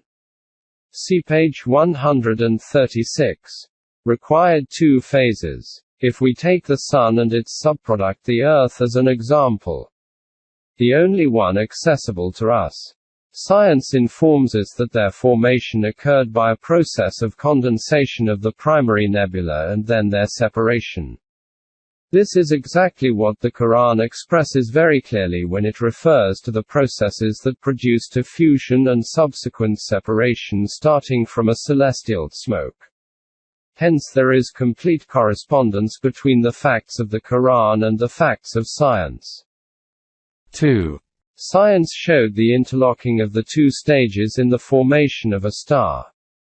Like the Sun, and its satellite, like the Earth, this interconnection is surely very evident in the text of the Quran examined. 3. The existence at an early stage of the universe of the smoke referred to in the Quran, meaning the predominantly gaseous state of the material that composes it, obviously corresponds to the concept of the primary nebula put forward by modern science. 4. The plurality of the heavens, expressed in the Quran by the number 7, whose meaning we have discussed, is confirmed by modern science due to the observations experts in astrophysics have made on galactic systems and their very large number. On the other hand, the plurality of Earths that are similar to ours, from certain points of view at least, is an idea that arises in the text of the Quran but has not yet been demonstrated to be true by science. All the same, specialists consider this to be quite feasible. 5. The existence of an intermediate creation between the heavens and the earth expressed in the Quran may be compared to the discovery of those bridges of material present outside organized astronomic systems. Although not all the questions raised by the descriptions in the Quran have been completely confirmed by scientific data, there is in any case absolutely no opposition between the data in the Quran on the creation and modern knowledge on the formation of the universe. This fact is worth stressing for the Quranic revelation. Whereas it is very obvious indeed that the present-day text of the Old Testament provides data on the same events that are unacceptable from a scientific point of view. It is hardly surprising, since the description of the creation in the sacerdotal version of the Bible was written by priests at the time of the deportation to Babylon who had the legalist intentions already described and therefore compiled a description that fitted their theological views. The existence of such an enormous difference between the biblical description and the data in the Quran concerning the creation is worth underlining once again on account of the totally gratuitous accusations leveled against Muhammad since the beginnings of Islam to the effect that he copied the biblical descriptions. As far as the creation is concerned, this accusation is totally unfounded. How could a man living 1400 years ago have made corrections to the existing description to such an extent that he eliminated scientifically inaccurate material and, on his own initiative, made statements that science has been able to verify only in the present day? This hypothesis is completely untenable. The description of the creation given in the Quran is quite different from the one in the Bible. Answers to certain objections. Indisputably, resemblances do exist between narrations dealing with other subjects, particularly religious history, in the Bible and in the Quran. It is moreover interesting to note from this point of view how nobody holds against Jesus the fact that he takes up the same sort of facts and biblical teachings. This does not of course, stop people in the West from accusing Muhammad of referring to such facts in his teaching with the suggestion that he is an impostor because he presents them as a revelation. As for the proof that Muhammad reproduced in the Quran what he had been told or dictated by the rabbis, it has no more substance than the statement that a Christian monk gave him a sound religious education. One would do well to reread what R. Blashier in his book, The Problem of Muhammad, Le Problème de Mahomet, has to say about this fable. A hint of a resemblance is also advanced between other statements in the Quran and beliefs that go back a very long way, probably much further in time than the Bible. More generally speaking, the traces of certain cosmogonic myths have been sought in the Holy Scriptures. For example, the belief held by the Polynesians in the existence of primeval waters that were covered in darkness until they separated when light appeared. Thus heaven and earth were formed. This myth is compared to the description of the creation in the Bible, where there is undoubtedly a resemblance. It would however be superficial to then accuse the Bible of having copied this from the cosmogonic myth. It is just as superficial to see the Quranic concept of the division of the primeval material constituting the universe at its initial stage a concept held by modern science as one that comes from various cosmogonic myths in one form or another that express something resembling it. It is worth analyzing these mythical beliefs and descriptions more closely. Often an initial idea appears among them which is reasonable in itself, and is in some cases borne out by what we today know, or think we know, to be true, except that fantastic descriptions are attached to it in the myth.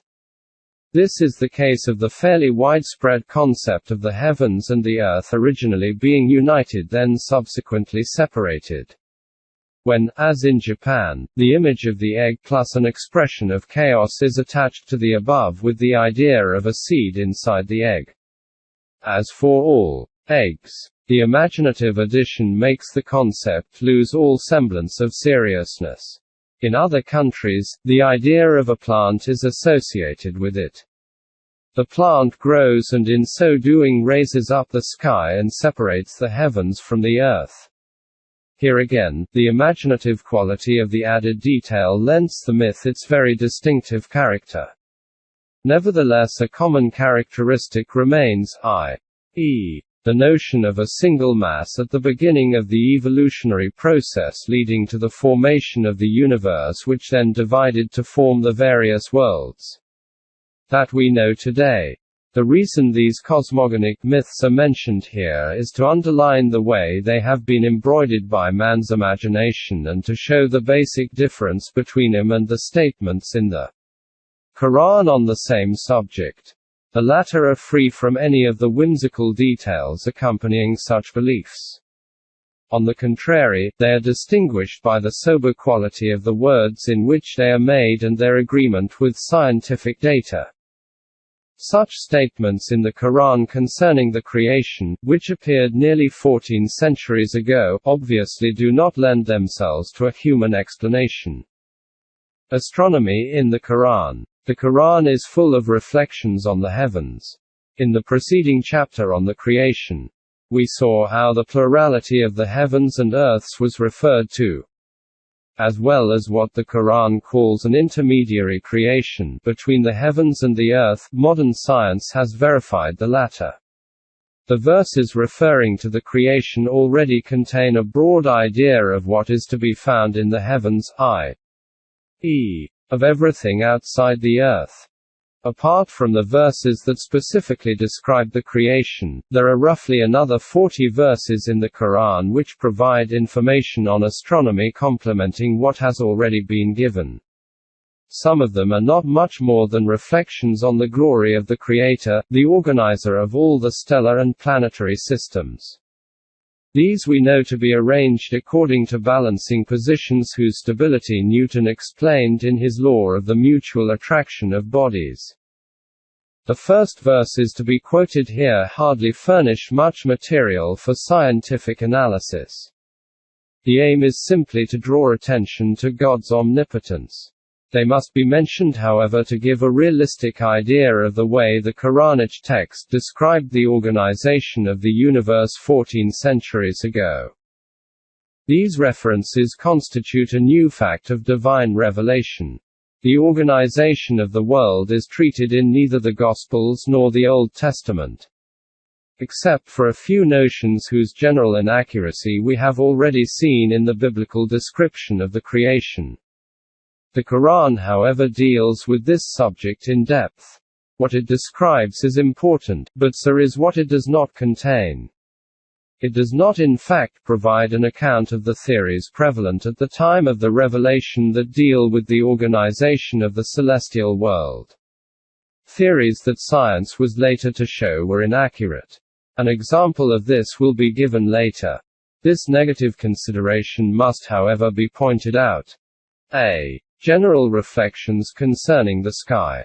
Surah 50, verse 6. The subject is man in general. 56. Do they not look at the sky above them, how we have built it and adorned it, and there are no rifts in it? Surah 31, verse 10. 31:10. God created the heavens without any pillars that you can see. Surah 13, verse 2. 13:2. God is the one who raised the heavens without any pillars that you can see, then he firmly established himself on the throne and he subjected the sun and moon. These two verses refute the belief that the vault of the heavens was held up by pillars, the only things preventing the former from crushing the earth. Surah 55, verse 7. 55:7. The sky, God raised it. Surah 22, verse 65. 22:65. God holds back the sky from falling on the earth unless by his leave. It is known how the remoteness of celestial masses at great distance and in proportion to the magnitude of their mass itself constitutes the foundation of their equilibrium. The more remote the masses are, the weaker the force is that attracts one to the other. The nearer they are, the stronger the attraction is that one has to the other. This is true for the moon, which is near to the earth, astronomically speaking, and exercises an influence by laws of attraction on the position occupied by the waters of the sea, hence the phenomenon of the tides. If two celestial bodies come too close to one another, collision is inevitable. The fact that they are subjected to an order is the sine qua non for the absence of disturbances. The subjection of the heavens to divine order is often referred to as well. Surah 23, verse 86. God is speaking to the Prophet. 23:86. Say, who is Lord of the seven heavens and Lord of the tremendous throne? We have already seen how by seven heavens what is meant is not seven, but an indefinite number of heavens. Surah 45, verse 13. 45:13. For you, God, subjected all that is in the heavens and on the earth, all from him. Behold, in that are signs for people who reflect. Surah 55, verse 5. 55:5. The sun and moon are subjected to calculations. Surah 6, verse 96. 6:96. God appointed the night for rest and the sun and the moon for reckoning. Surah 14, verse 33. 14:33. For you, God, subjected the sun and the moon, both diligently pursuing their courses. And for you he subjected the night and the day. Here one verse completes another. The calculations referred to result in the regularity of the course described by the heavenly bodies in question. This is expressed by the word daib, the present participle of a verb whose original meaning was to work eagerly and assiduously at something. Here it is given the meaning of to apply oneself to something with care in a perseverant, invariable manner, in accordance with set habits. Surah 36, verse 39. God is speaking. 36, 39. And for the moon we have appointed mansions till she returns like an old shriveled palm branch. This is a reference to the curled form of the palm branch which, as it shrivels up, takes on the moon's crescent. This commentary will be completed later. Surah 16, verse 12. 16:12. For you, God, subjected the night and the day, the sun and the moon. The stars are in subjection to his command.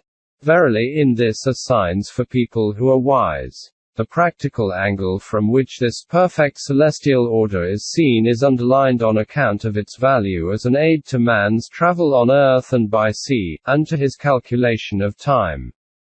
This comment becomes clear when one bears in mind the fact that the Quran was originally a preaching addressed to men who only understood the simple language of their everyday lives. This explains the presence of the following reflections. Surah 6, verse 97. 6:97. God is the one who has set out for you the stars, that you may guide yourselves by them through the darkness of the land and of the sea. We have detailed the signs for people who know. Surah 16, verse 16. 16:16. God sets on the earth landmarks and by the stars men guide themselves. Surah 10, verse 5. 10:5. God is the one who made the sun a shining glory and the moon a light and for her ordained mansions, so that you might know the number of years and the reckoning of the time. God created this in truth. He explains the signs in detail for people who know. This calls for some comment. Whereas the Bible calls the sun and moon lights, and merely adds to one the adjective greater, and to the other lesser, the Quran ascribes differences other than that of dimension to each respectively. Agreed. This is nothing more than a verbal distinction. But how was one to communicate to men at this time without confusing them, while at the same time expressing the notion that the sun and moon were not absolutely identical lights? B. Nature of heavenly bodies. The sun and the moon. The sun is a shining glory. Dr. And the moon a light. Nur. This translation would appear to be more correct than those given by others where the two terms are inverted. In fact, there is little difference in meaning since dr belongs to a root dw, which, according to Kazimirsky's authoritative Arabic-French dictionary, means to be bright, to shine. E.g., like a fire. The same author attributes to the substantive in question the meaning of light. The difference between sun and moon will be made clearer by further quotes from the Quran. Surah 25, verse 61. 25:61. Blessed is the one who placed the constellations in heaven and placed therein a lamp and a moon giving light. Surah 71, 15-16. 71, 15-16. Did you see how God created 7 heavens one above another and made the moon a light therein and made the sun a lamp? Surah 78, verses 12-13. 78, 12-13. We have built above you 7 strong heavens, and placed a blazing lamp. The blazing lamp is quite obviously the sun. Here the moon is defined as a body that gives light. Munir, from the same root as nur, the light applied to the moon. The sun, however, is compared to a torch, siraj, or a blazing wahaj lamp. A man of Muhammad's time could easily distinguish between the sun, a blazing heavenly body well known to the inhabitants of the desert, and the moon, the body of the cool of the night. The comparisons found in the Quran on this subject are therefore quite normal. What is interesting to note here is the sober quality of the comparisons, and the absence in the text of the Quran of any elements of comparison that might have prevailed at the time and which in our day would appear as phantasmagorial. It is known that the Sun is a star that generates intense heat and light by its internal combustions, and that the Moon, which does not give off light itself, and is an inert body, on its external layers at least, merely reflects the light received from the Sun. There is nothing in the text of the Quran that contradicts what we know today about these two celestial bodies. The stars. As we know, the stars are heavenly bodies like the Sun. They are the scene of various physical phenomena, of which the easiest to observe is their generation of light. They are heavenly bodies that produce their own light. The word star appears 13 times in the Quran. Najm, plural nujum. It comes from a root meaning to appear, to come into sight. The word designates a visible heavenly body without saying of what kind, i.e., either generator of light or mere reflector of light received. To make it clear that the object so designated is a star, a qualifying phrase is added as in the following surah. Surah 86, verses 1–3. 86, 1–3. By the sky and the night visitor, who will tell thee what the night visitor is, the star of piercing brightness. The evening star is qualified in the Quran by the word taqab, meaning that which pierces through something. Here the night shadows. The same word is moreover used to designate shooting stars. Surah 37, verse 10. 37, 10. The latter are the result of combustion. The planets. It is difficult to say whether these are referred to in the Quran with the same exact meaning that is given to the heavenly bodies in the present day. The planets do not have their own light. They revolve around the Sun, Earth being one of them. While one may presume that others exist elsewhere, the only ones known are those in the solar system.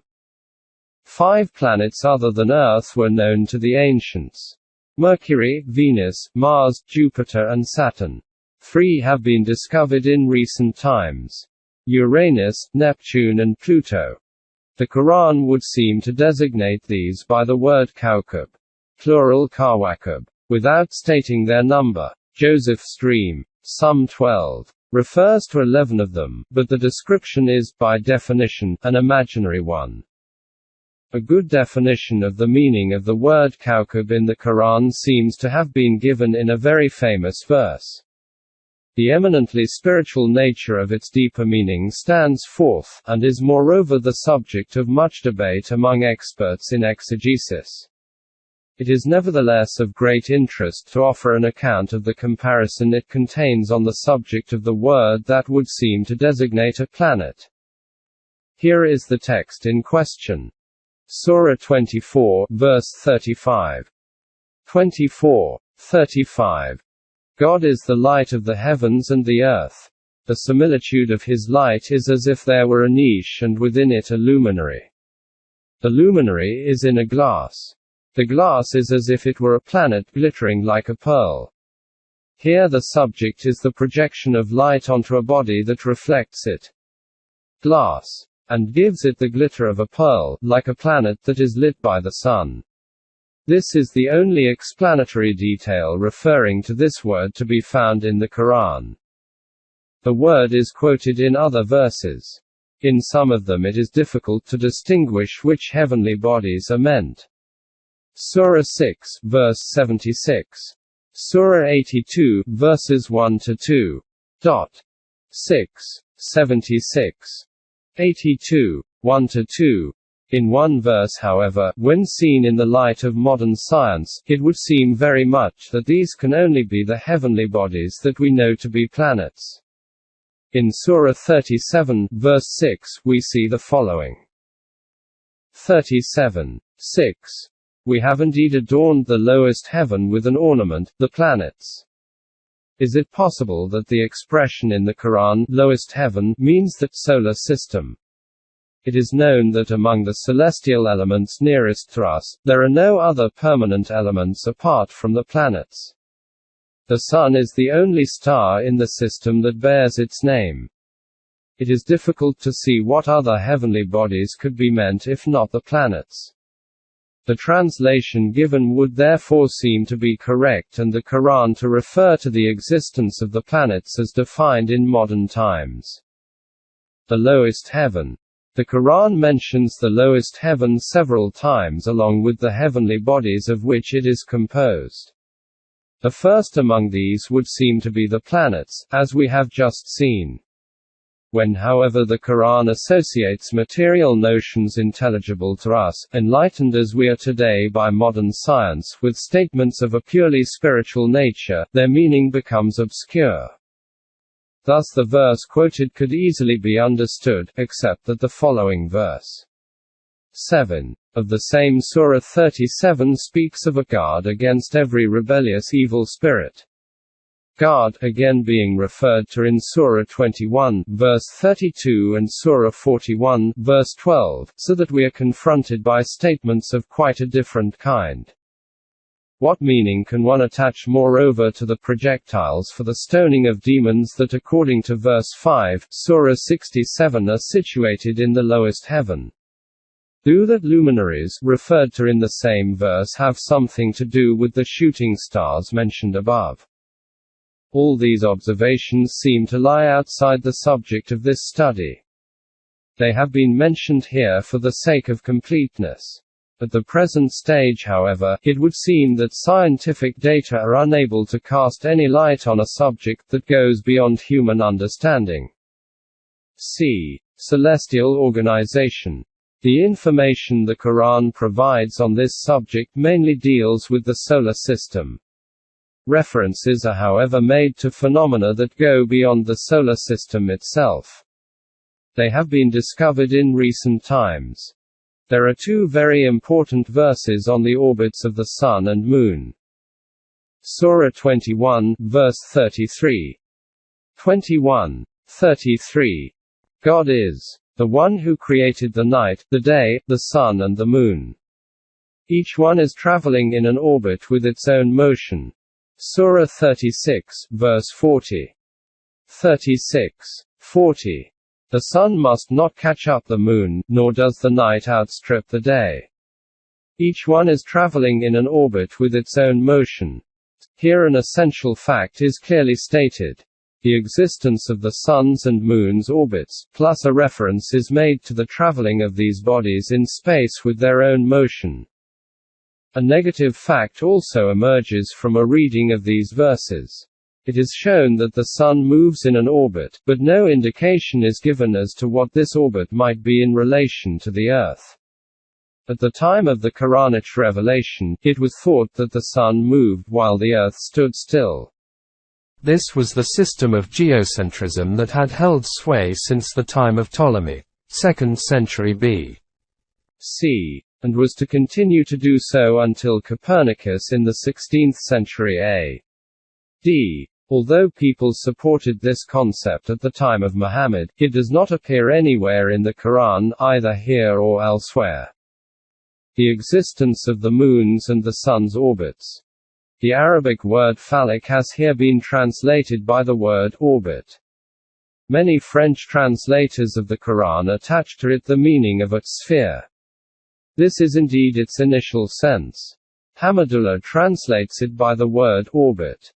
The word caused concern to older translators of the Quran who were unable to imagine the circular course of the moon and the sun and therefore retained images of their course through space that were either more or less correct, or hopelessly wrong. C. Hamza Bucaille in his translation of the Quran cites the diversity of interpretations given to it. A sort of axle, like an iron rod, that a mill turns around. A celestial sphere, orbit, sign of the zodiac, speed, wave. But he adds the following observation made by Tabari, the famous 10th century commentator. It is our duty to keep silent when we do not know. 17:15. This shows just how incapable men were of understanding this concept of the sun's and moon's orbit. It is obvious that if the word had expressed an astronomical concept common in Muhammad's day, it would not have been so difficult to interpret these verses. A due concept therefore existed in the Quran that was not to be explained until centuries later. 1. The Moon's orbit. Today, the concept is widely spread that the Moon is a satellite of the Earth around which it revolves in periods of 29 days. A correction must however be made to the absolutely circular form of its orbit, since modern astronomy ascribes a certain eccentricity to this, so that the distance between the Earth and the Moon, 240,000 miles, is only the average distance. We have seen above how the Quran underlined the usefulness of observing the Moon's movements in calculating time. Surah 10, verse 5, quoted at the beginning of this chapter. This system has often been criticized for being archaic, impractical and unscientific in comparison to our system based on the Earth's rotation around the Sun, expressed today in the Julian calendar. This criticism calls for the following two remarks. A. Nearly 14 centuries ago, the Quran was directed at the inhabitants of the Arabian Peninsula who were used to the lunar calculation of time. It was advisable to address them in the only language they could understand and not to upset the habits they had of locating spatial and temporal reference marks which were nevertheless quite efficient. It is known how well-versed men living in the desert are in the observation of the sky. They navigated according to the stars and told the time according to the phases of the moon. Those were the simplest and most reliable means available to them.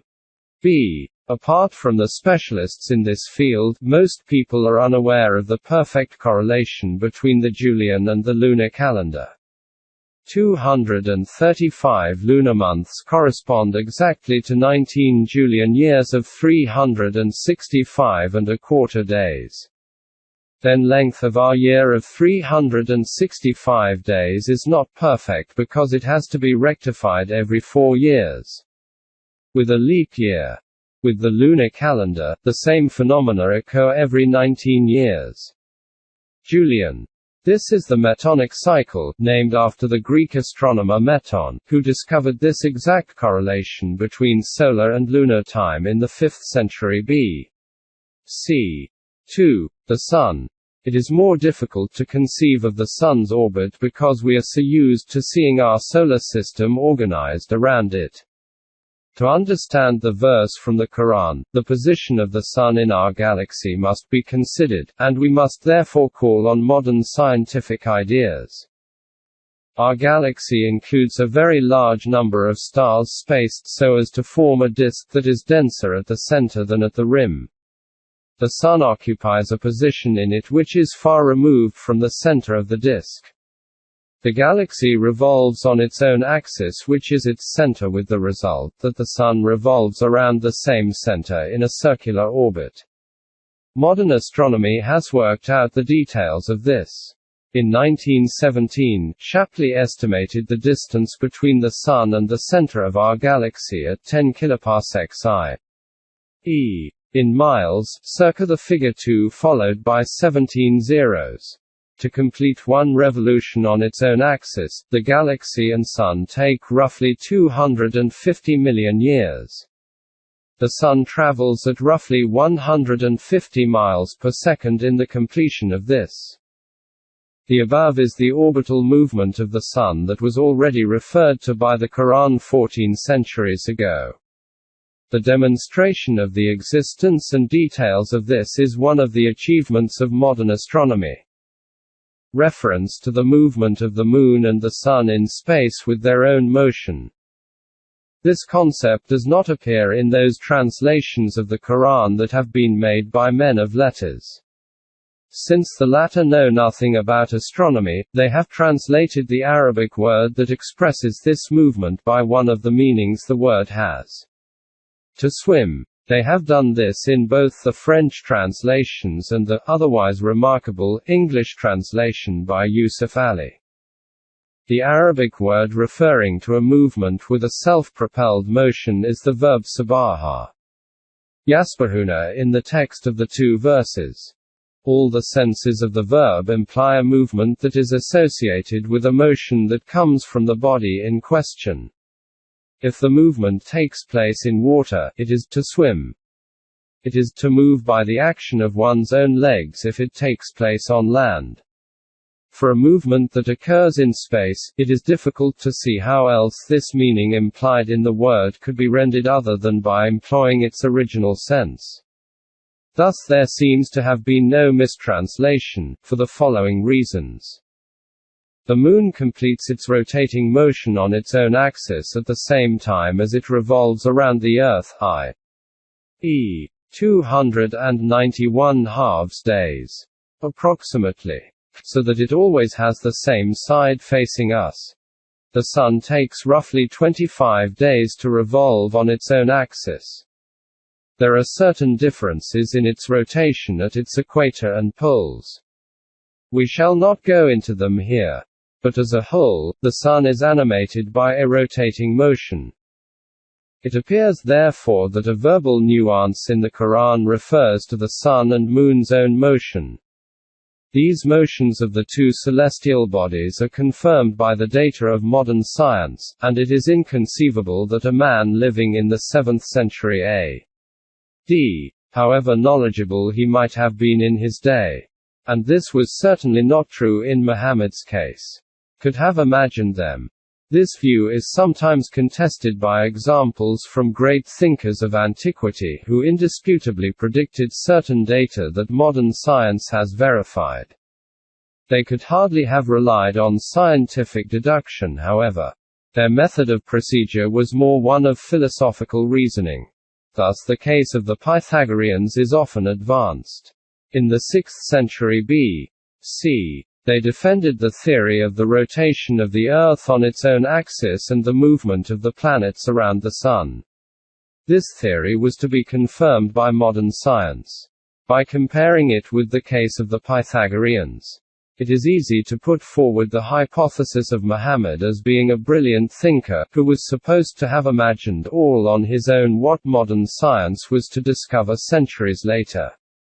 In so doing, however, people quite simply forget to mention the other aspect of what these geniuses of philosophical reasoning produced, i.e., the colossal blunders that litter their work.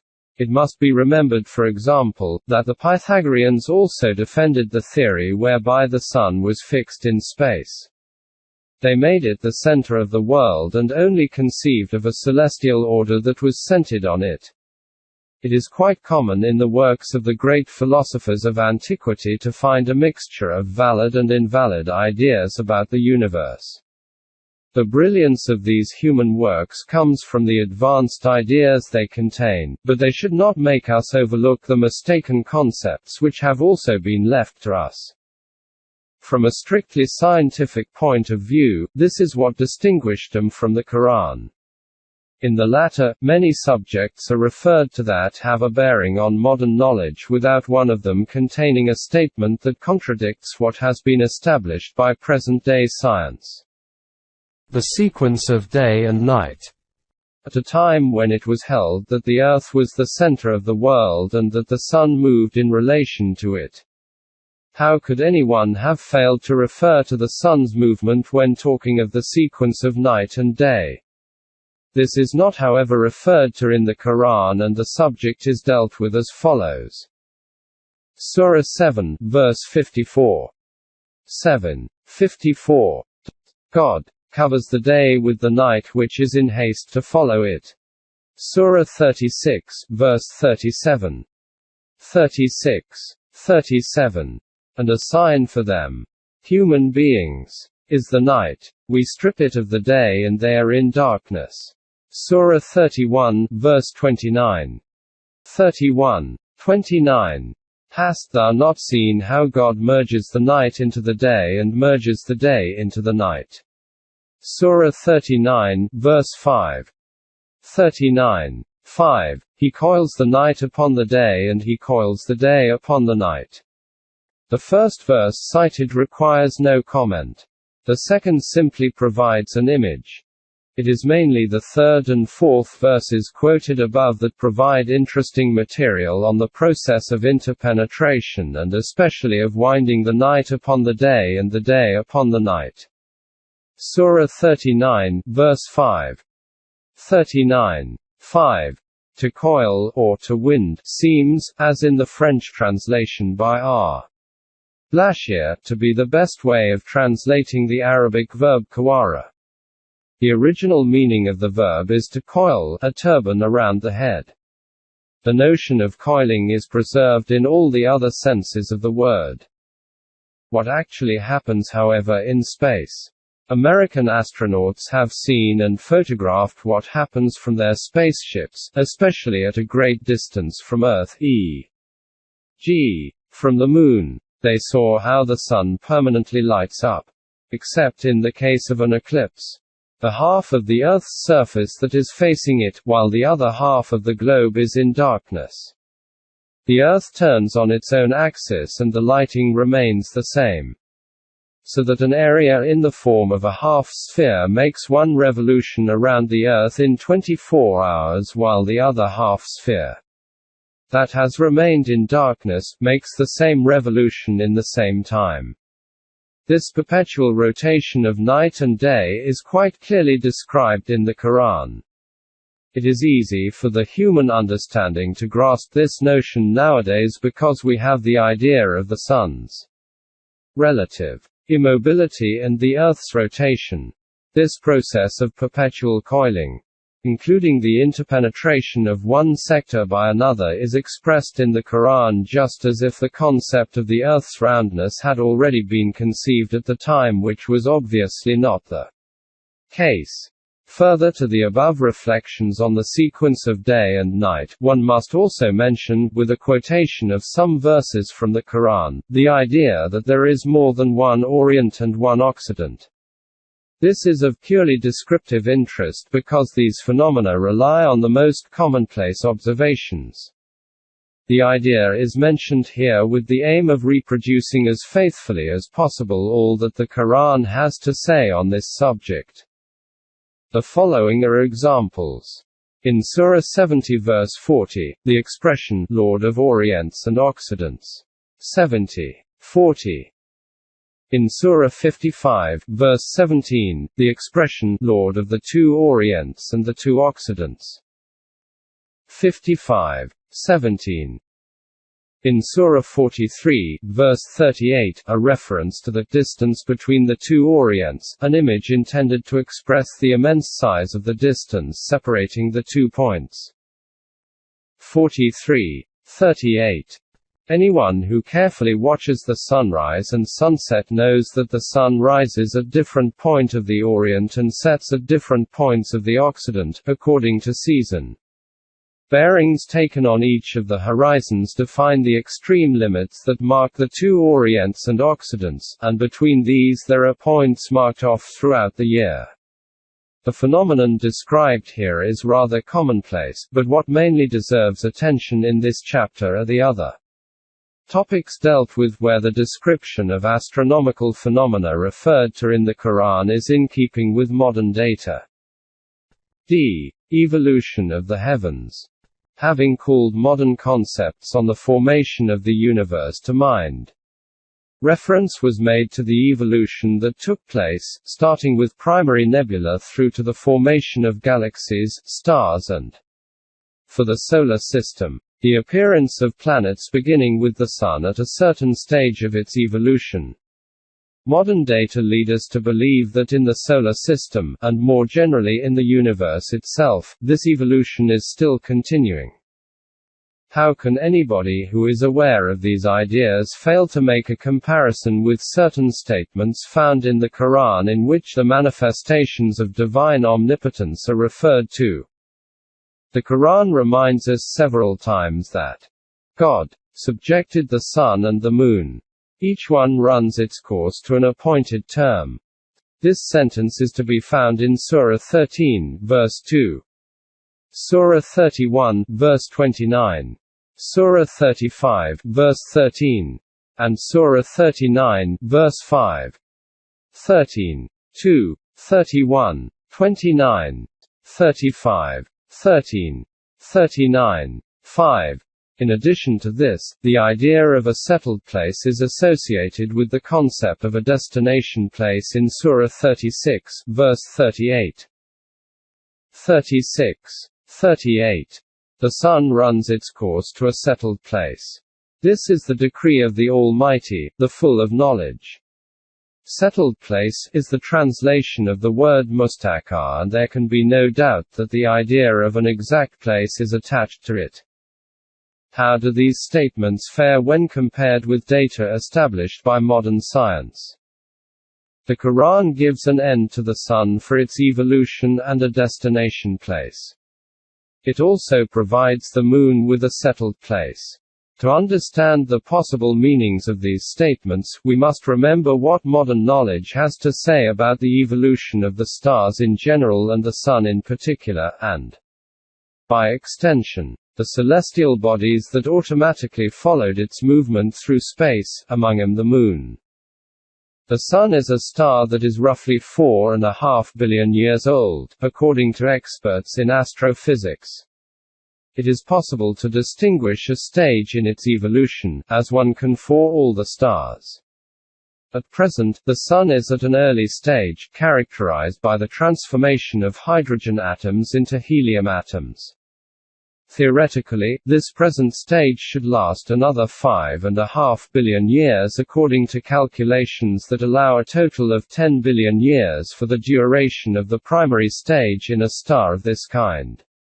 It has already been shown, in the case of these other stars, that this stage gives way to a second period characterized by the completion of the transformation of hydrogen into helium, with the resulting expansion of its external layers and the cooling of the Sun.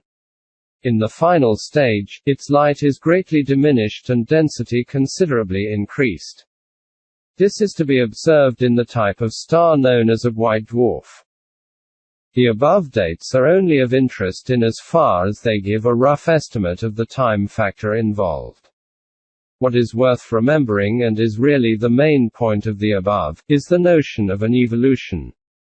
Modern data allow us to predict that, in a few billion years, the conditions prevailing in the solar system will not be the same as they are today.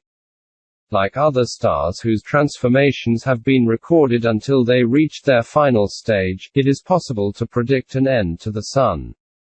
The second verse quoted above, Surah 36, verse 38, 36, 38, referred to the Sun running its course towards a place of its own. Modern astronomy has been able to locate it exactly and has even given it a name, the solar apex. The solar system is indeed evolving in space towards a point situated in the constellation of Hercules, Alpha Lyrae, whose exact location is firmly established. It is moving at a speed already ascertained at something in the region of 12 miles per second. All these astronomical data deserve to be mentioned in relation to the two verses from the Quran, since it is possible to state that they appear to agree perfectly with modern scientific data. The expansion of the universe. The expansion of the universe is the most imposing discovery of modern science.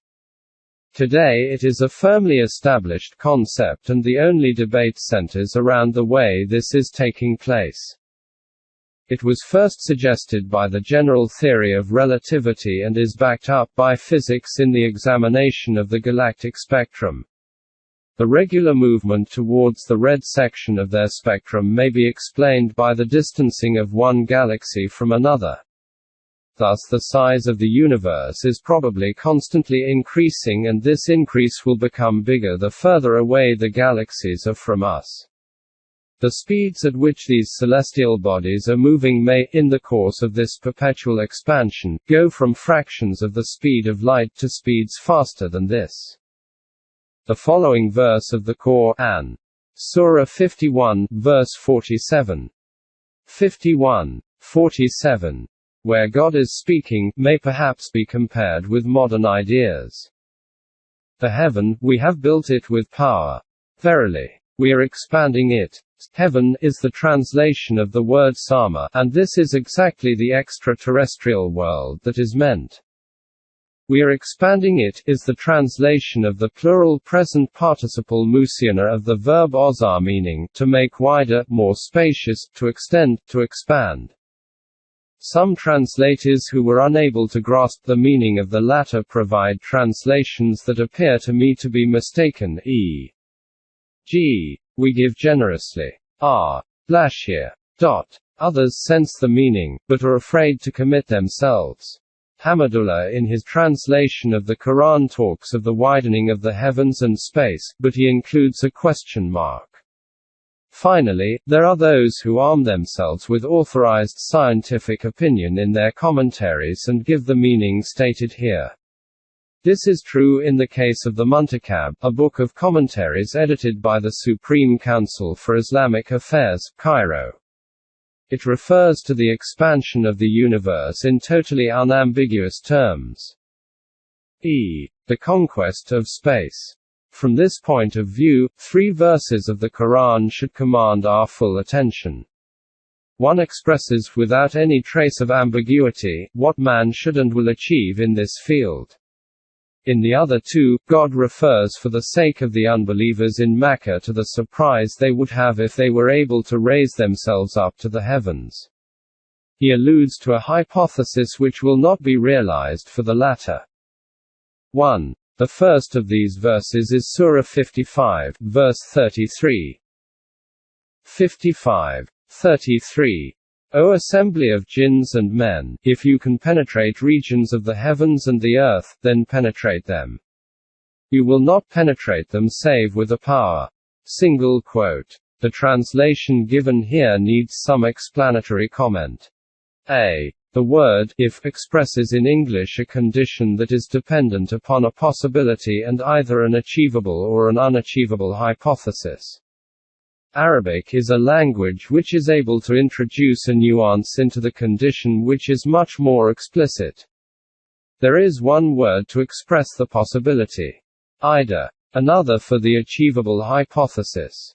In. And a third for the unachievable hypothesis expressed by the word. Lao. The verse in question has it as an achievable hypothesis expressed by the word. In. The Quran therefore suggests the material possibility of a concrete realization. This subtle linguistic distinction formally rules out the purely mystic interpretation that some people have, quite wrongly, put on this verse. B. God is addressing the spirits, jinn, and human beings, ins, and not essentially allegorical figures.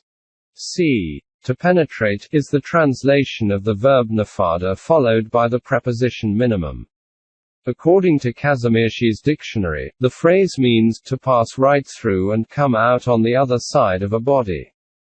E.g., an arrow that comes out on the other side. It therefore suggests a deep penetration and emergence at the other end into the regions in question. D. The power, Sultan. These men will have to achieve this enterprise would seem to come from the Almighty. There can be no doubt that this verse indicates the possibility men will one day achieve what we today call, perhaps rather improperly, the conquest of space. One must note that the text of the Quran predicts not only penetration through the regions of the heavens, but also the earth, i.e., the exploration of its depths. 2. The other 2 verses are taken from Surah 15. Verses 14 and 15. 15, 14-15. God is speaking of the unbelievers in Mecca, as the context of this passage in the surah shows. Even if we opened unto them a gate to heaven and they were to continue ascending therein, they would say, our sight is confused as in drunkenness. Nay, we are people bewitched.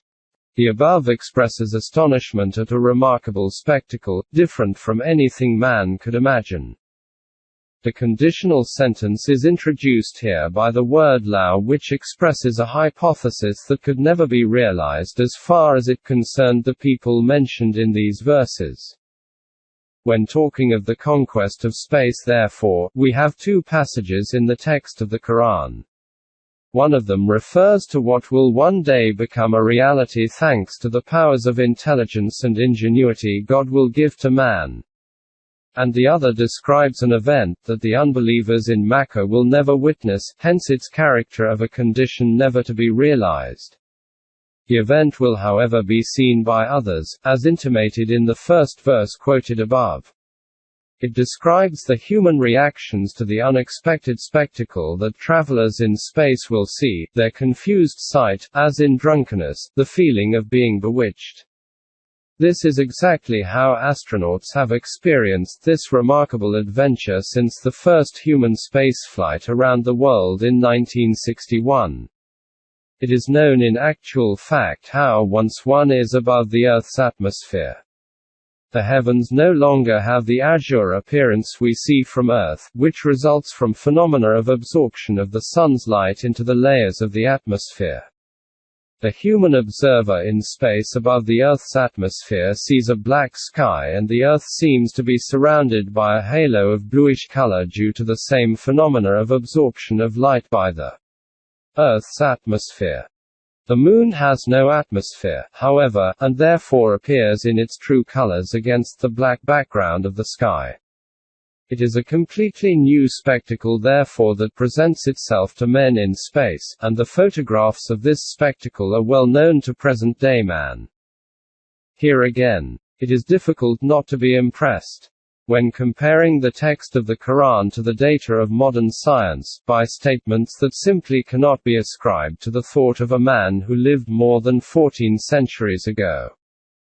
The Earth. As in the case of the subjects already examined, the verses of the Quran dealing with the Earth are dispersed throughout the book. It is difficult to classify them, and the scheme adopted here is a personal one. To explain them more clearly, one might begin by singling out a certain number of verses that deal with more than one subject at a time. These verses are largely general in their application and constitute an invitation extended to men to reflect on divine beneficence by pondering on the examples provided. Other groups of verses may be singled out which deal with more specific subjects, as follows. The water cycle and the seas. The Earth's relief. The Earth's atmosphere. A. Verses containing general statements. Although these verses provide arguments intended to lead man to meditate on the beneficence of God towards his creatures, here and there they contain statements that are interesting from the point of view of modern science. They are perhaps especially revealing by virtue of the fact that they do not express the varied beliefs concerning natural phenomena that were current at the time of the Quranic revelation. These beliefs were later to be shown by scientific knowledge to be mistaken. On the one hand, these verses express simple ideas readily understood by those people to whom, for geographical reasons, the Quran was first directed. The inhabitants of Mecca and Medina, the Bedouins of the Arabian Peninsula. On the other hand, they contain reflections of a general nature from which a more cultivated public of any time and place may learn something instructive, once it starts to think about them. This is a mark of the Quran's universality. As there is apparently no classification of such verses in the Quran, they are presented here in the numerical order of the surahs. Surah 2, verse 22. 2:22. God is the one who made the earth a couch for you and the heavens an edifice, and sent down water from the sky. He brought forth therewith fruits for your sustenance. Do not join equals with God when you know. Surah 2, verse 164. 2:164. Behold, in the creation of the heavens and the earth, in the disparity of night and day, in the ship which runs upon the sea for the profit of mankind, in the water which God sent down from the sky, thereby reviving the earth after its death, in the beasts of all kinds he scatters therein, In the change of the winds and the subjected clouds between the sky and earth, here are signs for people who are wise. Surah 13, verse 3. 13:3. Single quote opening parenthesis. God is the one who spread out the earth and set therein mountains standing firm and rivers. For every fruit he placed two of a pair. He covers the day with the night. Verily, in this there are signs for people who reflect. Surah 15, verses 19 to 21. 15, 19 to 21. God is speaking. The earth, we spread it out and set thereon mountains standing firm. We caused all kind of things to grow therein in due balance. Therein we have provided you and those you do not supply with means of subsistence, and there is not a thing but its stores are with us. We do not send it down save in appointed measure. Single quote. Surah 20, verses 53 and 54. 20. 53 to 51. God is the one who has made for you the earth like a cradle and inserted roads into it for you. He sent water down from the sky and thereby we brought forth pairs of plants, each separate from the other. Eat, pasture your cattle. Verily in this are signs for people endued with intelligence. Surah 27, verse 61. 27. 61. He who made the earth an abode and set rivers in its interstices and mountains standing firm. He placed a barrier between the two seas. Is there any divinity besides God? Nay, but most people do not know. Here a reference is made to the general stability of the earth's crust. It is known that at the early stages of the earth's existence before its crust cooled down, the latter was unstable. The stability of the Earth's crust is not however strictly uniform, since there are zones where earthquakes intermittently occur. As to the barrier between the two seas, it is an image which signifies that the waters of the great rivers and the waters of the sea do not mix at the level of certain large estuaries. Surah 67, verse 15. 67, 15. God is the one who made the earth docile to you. So walk upon its shoulders. Eat of his sustenance. Unto him will be the resurrection. Surah 79, verses 30 to 33. 79, 30 to 33. After that, God spread the earth out. Therefrom he drew out its water and its pasture. And the mountains he has firmly fixed. Goods for you and for your cattle. In many such verses, emphasis is laid upon the importance of water and the practical consequences of its presence in the earth's soil, i.e., the fertility of the soil. There can be no doubt that in desert countries, water is the most important element governing man's survival.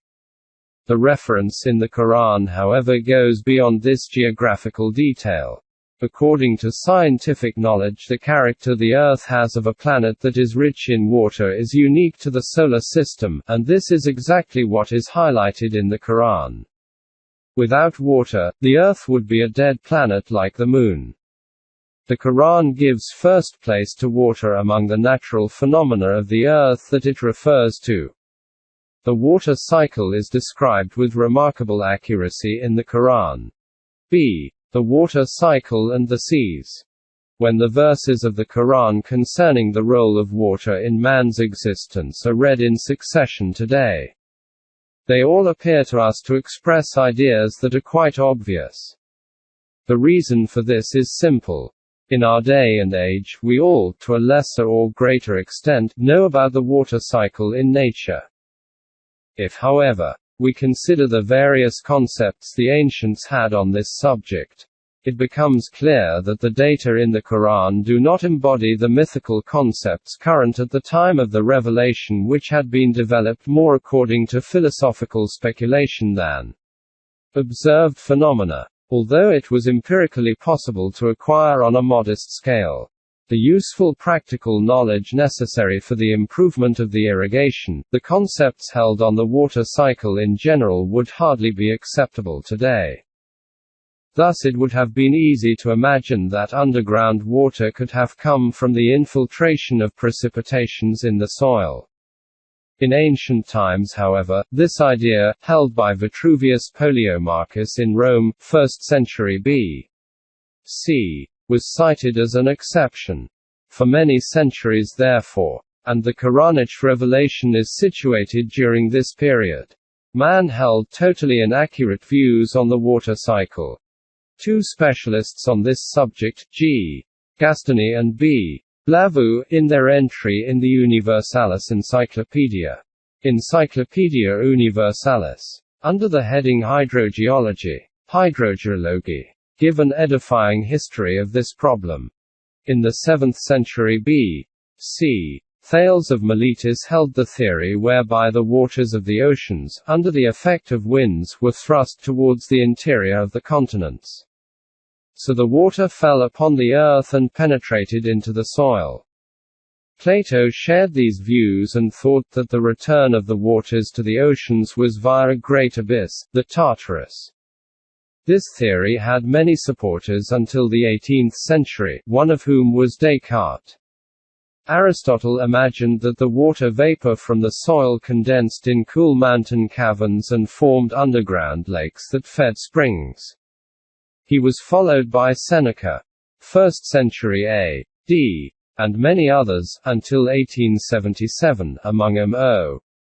Volga. The first clear formulation of the water cycle must be attributed to Bernard Palissy in 1580. He claimed that underground water came from rainwater infiltrating into the soil. This theory was confirmed by E. Marriott and P. Perot in the 17th century. In the following passages from the Quran, there is no trace of the mistaken ideas that were current at the time of Muhammad. Surah 50, verses 9 to 11. 50, 9 to 11. We sent down from the sky blessed water whereby we caused to grow gardens, grains for harvest, tall palm trees with their spades, piled one above the other sustenance for our servants. Therewith we gave new life to a dead land. So will be the emergence from the tombs. Surah 23, verses 18 and 19. 23, 18 to 19. We sent down water from the sky in measure and lodged it in the ground.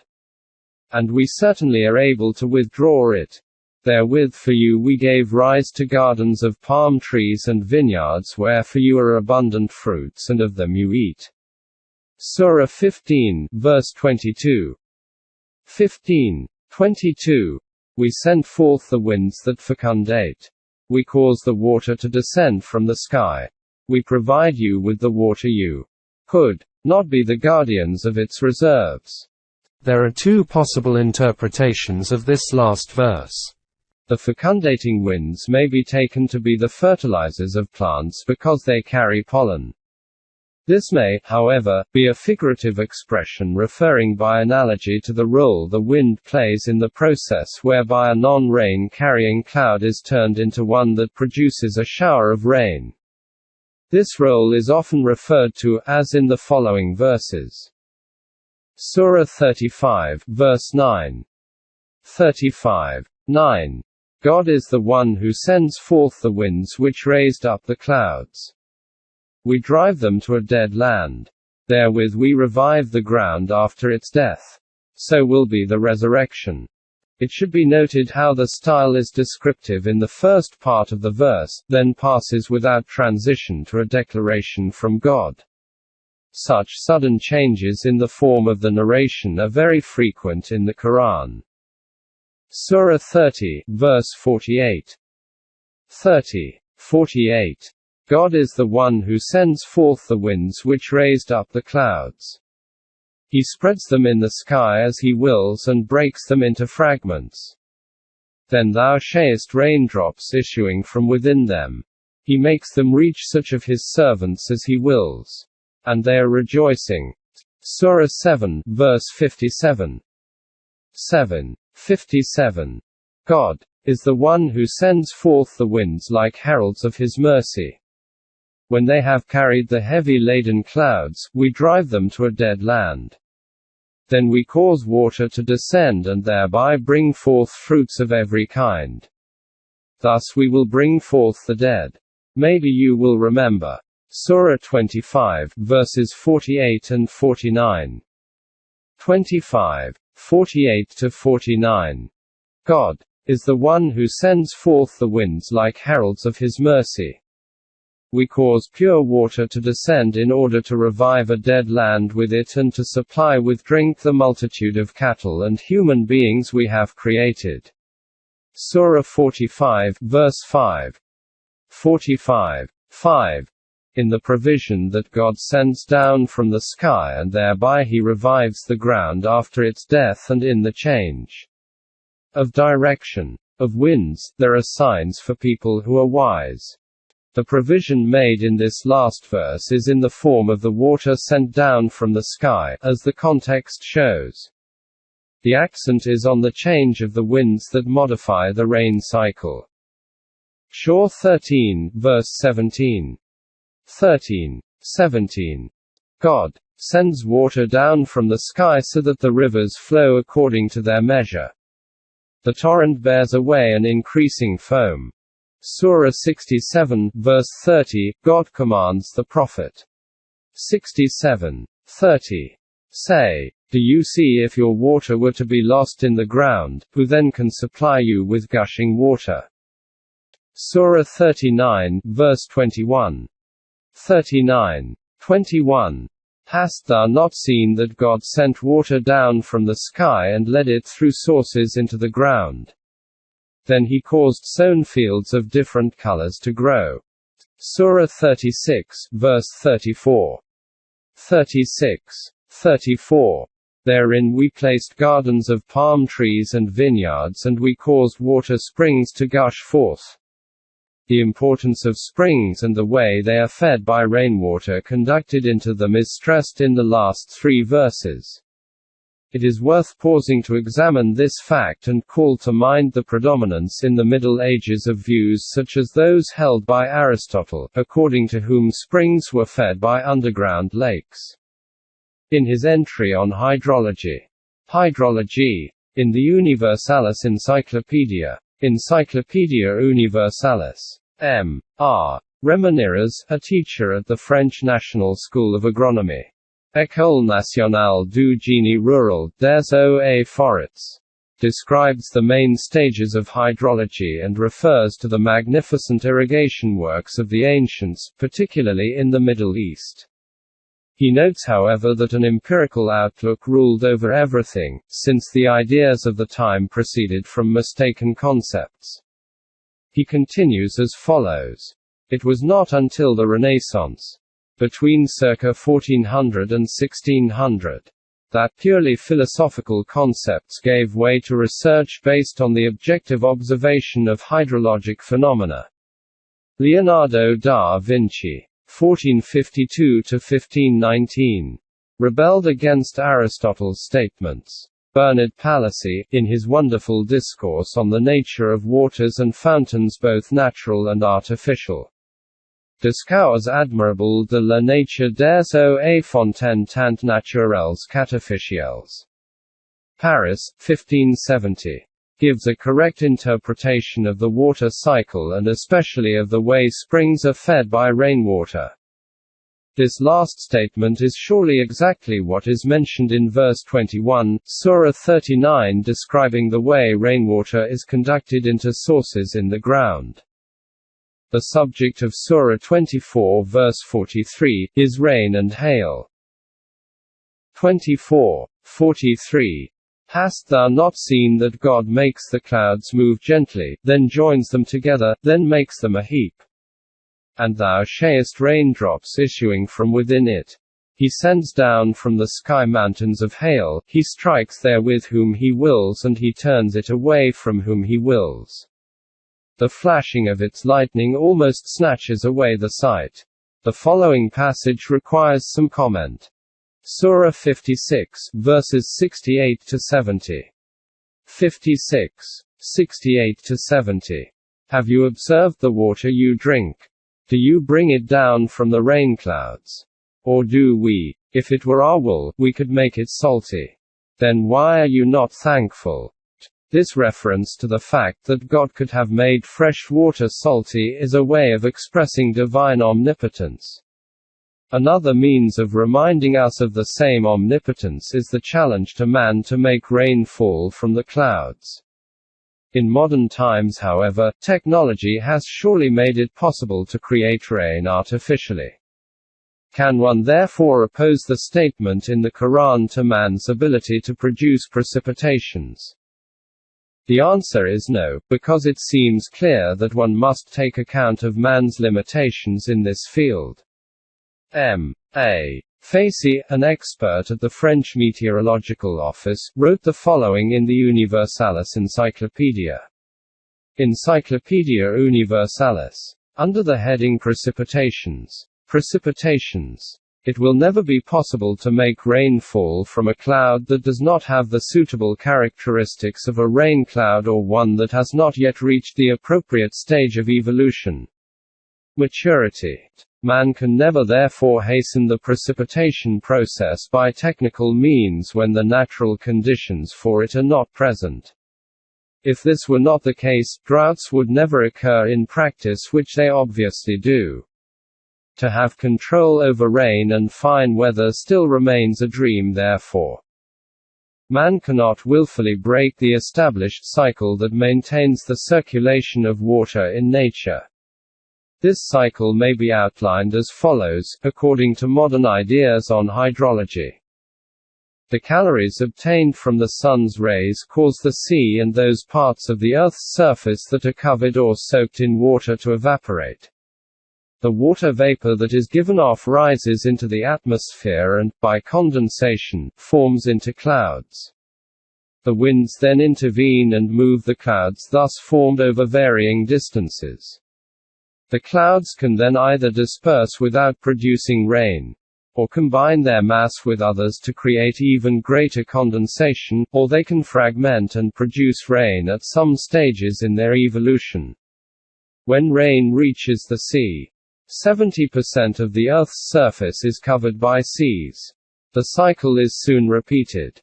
When rain falls on the land, it may be absorbed by vegetation and thus aid the latter's growth. The vegetation in its turn gives off water and thus returns some water to the atmosphere. The rest, to a lesser or greater extent, infiltrates into the soil, whence it is either conducted through channels into the sea, or comes back to the Earth's surface. Network through springs or resurgences. When one compares the modern data of hydrology to what is contained in the numerous verses of the Quran quoted in this paragraph, one has to admit that there is a remarkable degree of agreement between them. The seas. Whereas the above verses from the Quran have provided material for comparison between modern knowledge about the water cycle in nature, this is not the case for the seas. There is not a single statement in the Quran dealing with the seas which could be used for comparison with scientific data per se. This does not diminish the necessity of pointing out, however, that none of the statements in the Quran on the seas refers to the beliefs, myths or superstitions prevalent at the time of its revelation. A certain number of verses deal with the seas and navigation. As subjects for reflection, they provide indications of divine omnipotence that arise from the facts of common observation. The following verses are examples of this. Surah 14, verse 32. 14:32. Single quote opening parenthesis. God has made the ship subject to you, so that it runs upon the sea at his command. Surah 16, verse 14. 16:14. God is the one who subjected the sea, so that you eat fresh meat from it and you extract from it ornaments which you wear. Thou shayest the ships plowing the waves, so that you seek of his bounty. Maybe, you will be thankful. Surah 31, verse 31. 31:31. Hast thou seen that the ship runs upon the sea by the grace of God, in order to show you his signs? Verily in this are signs for all who are persevering and grateful. Surah 55, verse 24. 55:24. His are the ships erected upon the sea like tokens. Surah 36, verse 41-44. 36:41-44. A sign for them is that we bore their offspring in the loaded ark. We have created for them similar vessels, on which they ride. If we will, we drown him and there is no help, and they will not be saved unless by mercy from us and as a gratification for a time. The reference here is quite clearly to the vessel bearing man upon the sea, just as, long ago, Noah and the other occupants of the vessel were carried in the ark that enabled them to reach dry land. Another observed fact concerning the sea stands out because of its unusual nature, from the verses of the Quran devoted to it. 3 verses refer to certain characteristics shared by great rivers when they flow out into the ocean. The phenomenon is well known and often seen, whereby the immediate mixing of salty seawater and fresh river water does not occur. The Quran refers to this in the case of what is thought to be the estuary of the Tigris and Euphrates, where they unite to form what one might call a sea over 100 miles long, the Shat al-Arab. At the inner parts of the Gulf, the effect of the tides is to produce the welcome phenomenon of the reflux of fresh water to the interior of the dry land, thus ensuring adequate irrigation. To understand the text correctly, one has to know that the English word sea conveys the general meaning of the Arabic word bahr, which designates a large mass of water and is equally used for both the sea and the great rivers. The Nile, Tigris and Euphrates, for example. The following are the 3 verses that describe this phenomenon. Surah 25, verse 53. 25:53. God is the one who has let free the 2 seas, one is agreeable and sweet, the other salty and bitter. He placed a barrier between them, a partition that it is forbidden to pass. Surah 35, verse 12. 35:12. The 2 seas are not alike. The water of one is agreeable, sweet, pleasant to drink. The other salty and bitter. You eat fresh meat from it and you extract from it ornaments which you wear. Surah 55, verses 19, 20 and 22. 55, 19, 20, 22. He has loosed the 2 seas. They meet together. Between them there is a barrier which they do not transgress. Out of them come pearls and coral. In addition to the description of the main fact, these verses refer to what may be obtained from fresh water and seawater. Fish, personal adornment, i.e., coral and pearls. With regard to the phenomenon whereby the river water does not mix with seawater at the estuary, one must understand that this is not peculiar to the Tigris and Euphrates. They are not mentioned by name in the text, but it is thought to refer to them. Rivers with a very large outflow, such as the Mississippi and the Yangtze, have the same peculiarity. The mixing of their fresh water with the salty water of the sea does not often occur until very far out at sea. C. The Earth's relief.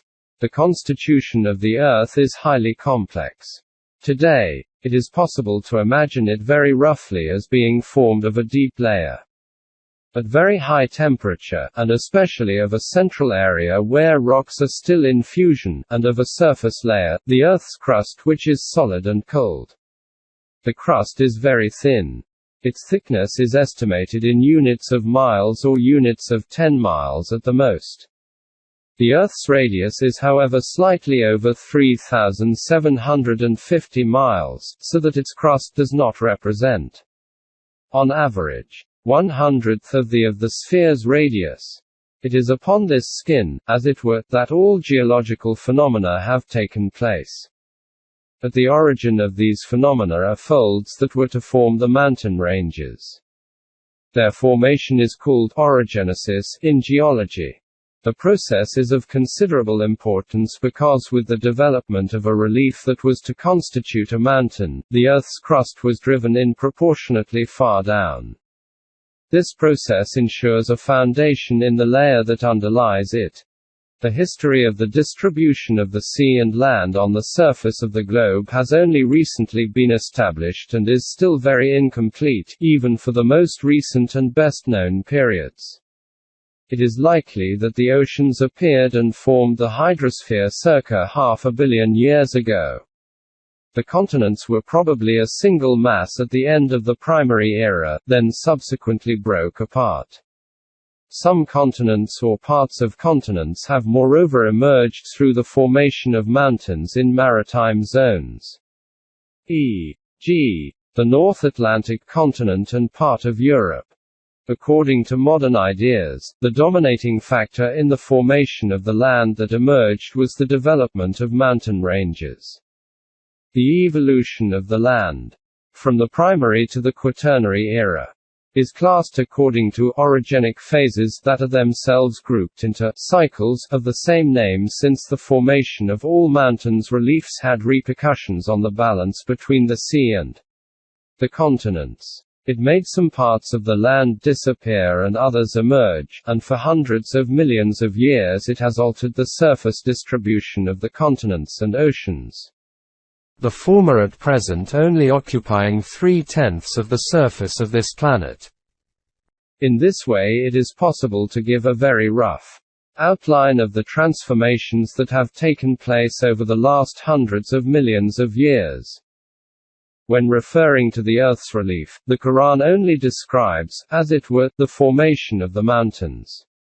Seen from the present point of view, there is indeed little one can say about the verses that only express God's beneficence to man with regard to the Earth's formation, as in the following verses. Surah 71, verses 19 and 20.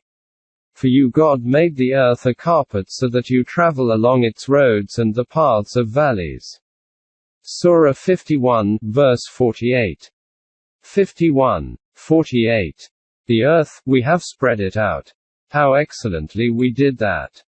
The carpet which has been spread out is the Earth's crust, a solidified shell on which we can live, since the globe's substrata are very hot, fluid and hostile to any form of life.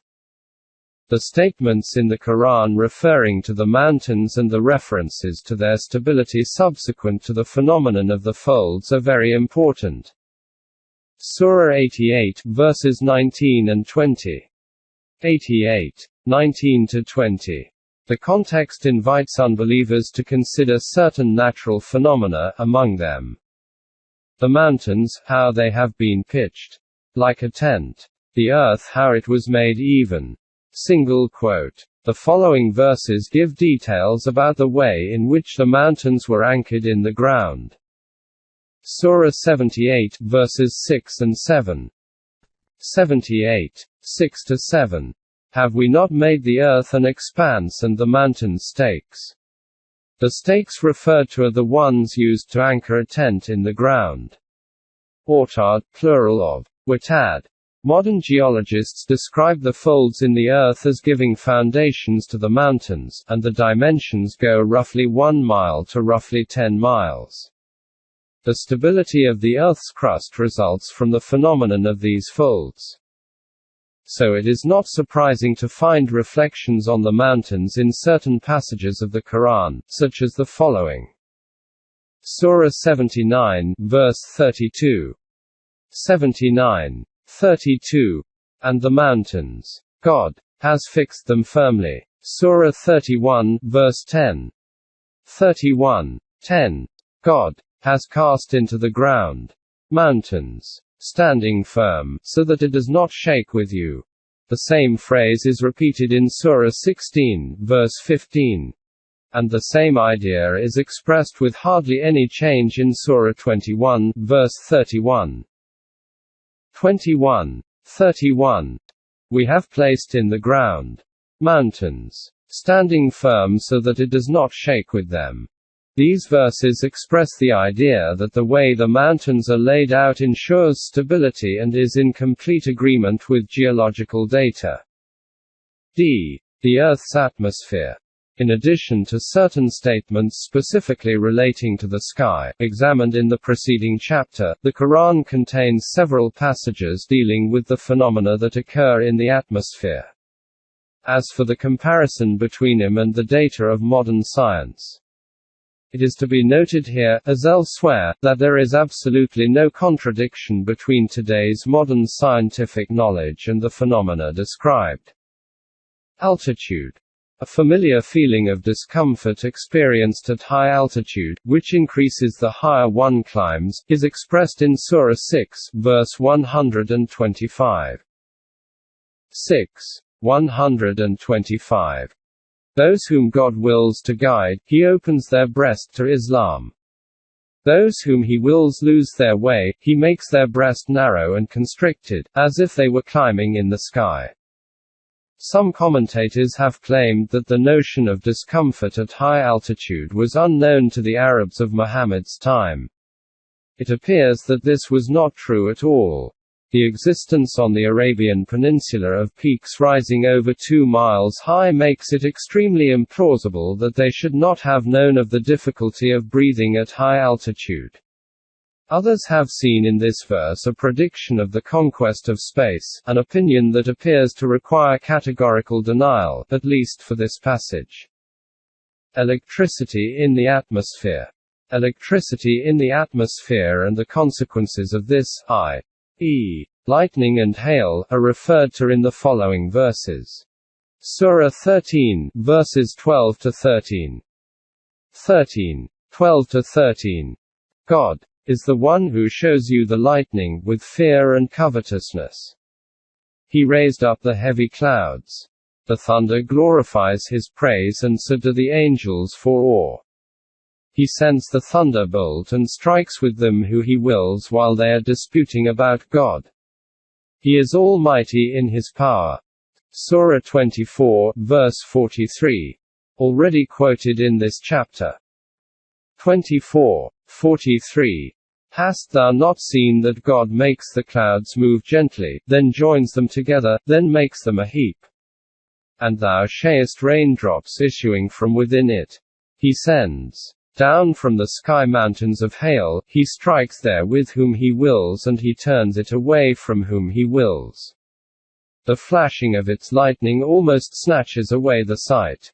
In these two verses there is the expression of an obvious correlation between the formation of heavy rain clouds or clouds containing hail and the occurrence of lightning. The former, the subject of covetousness on account of the benefit it represents, and the latter, the subject of fear, because when it falls, it is at the will of the Almighty. The connection between the two phenomena is verified by present-day knowledge of electricity in the atmosphere. Shadows.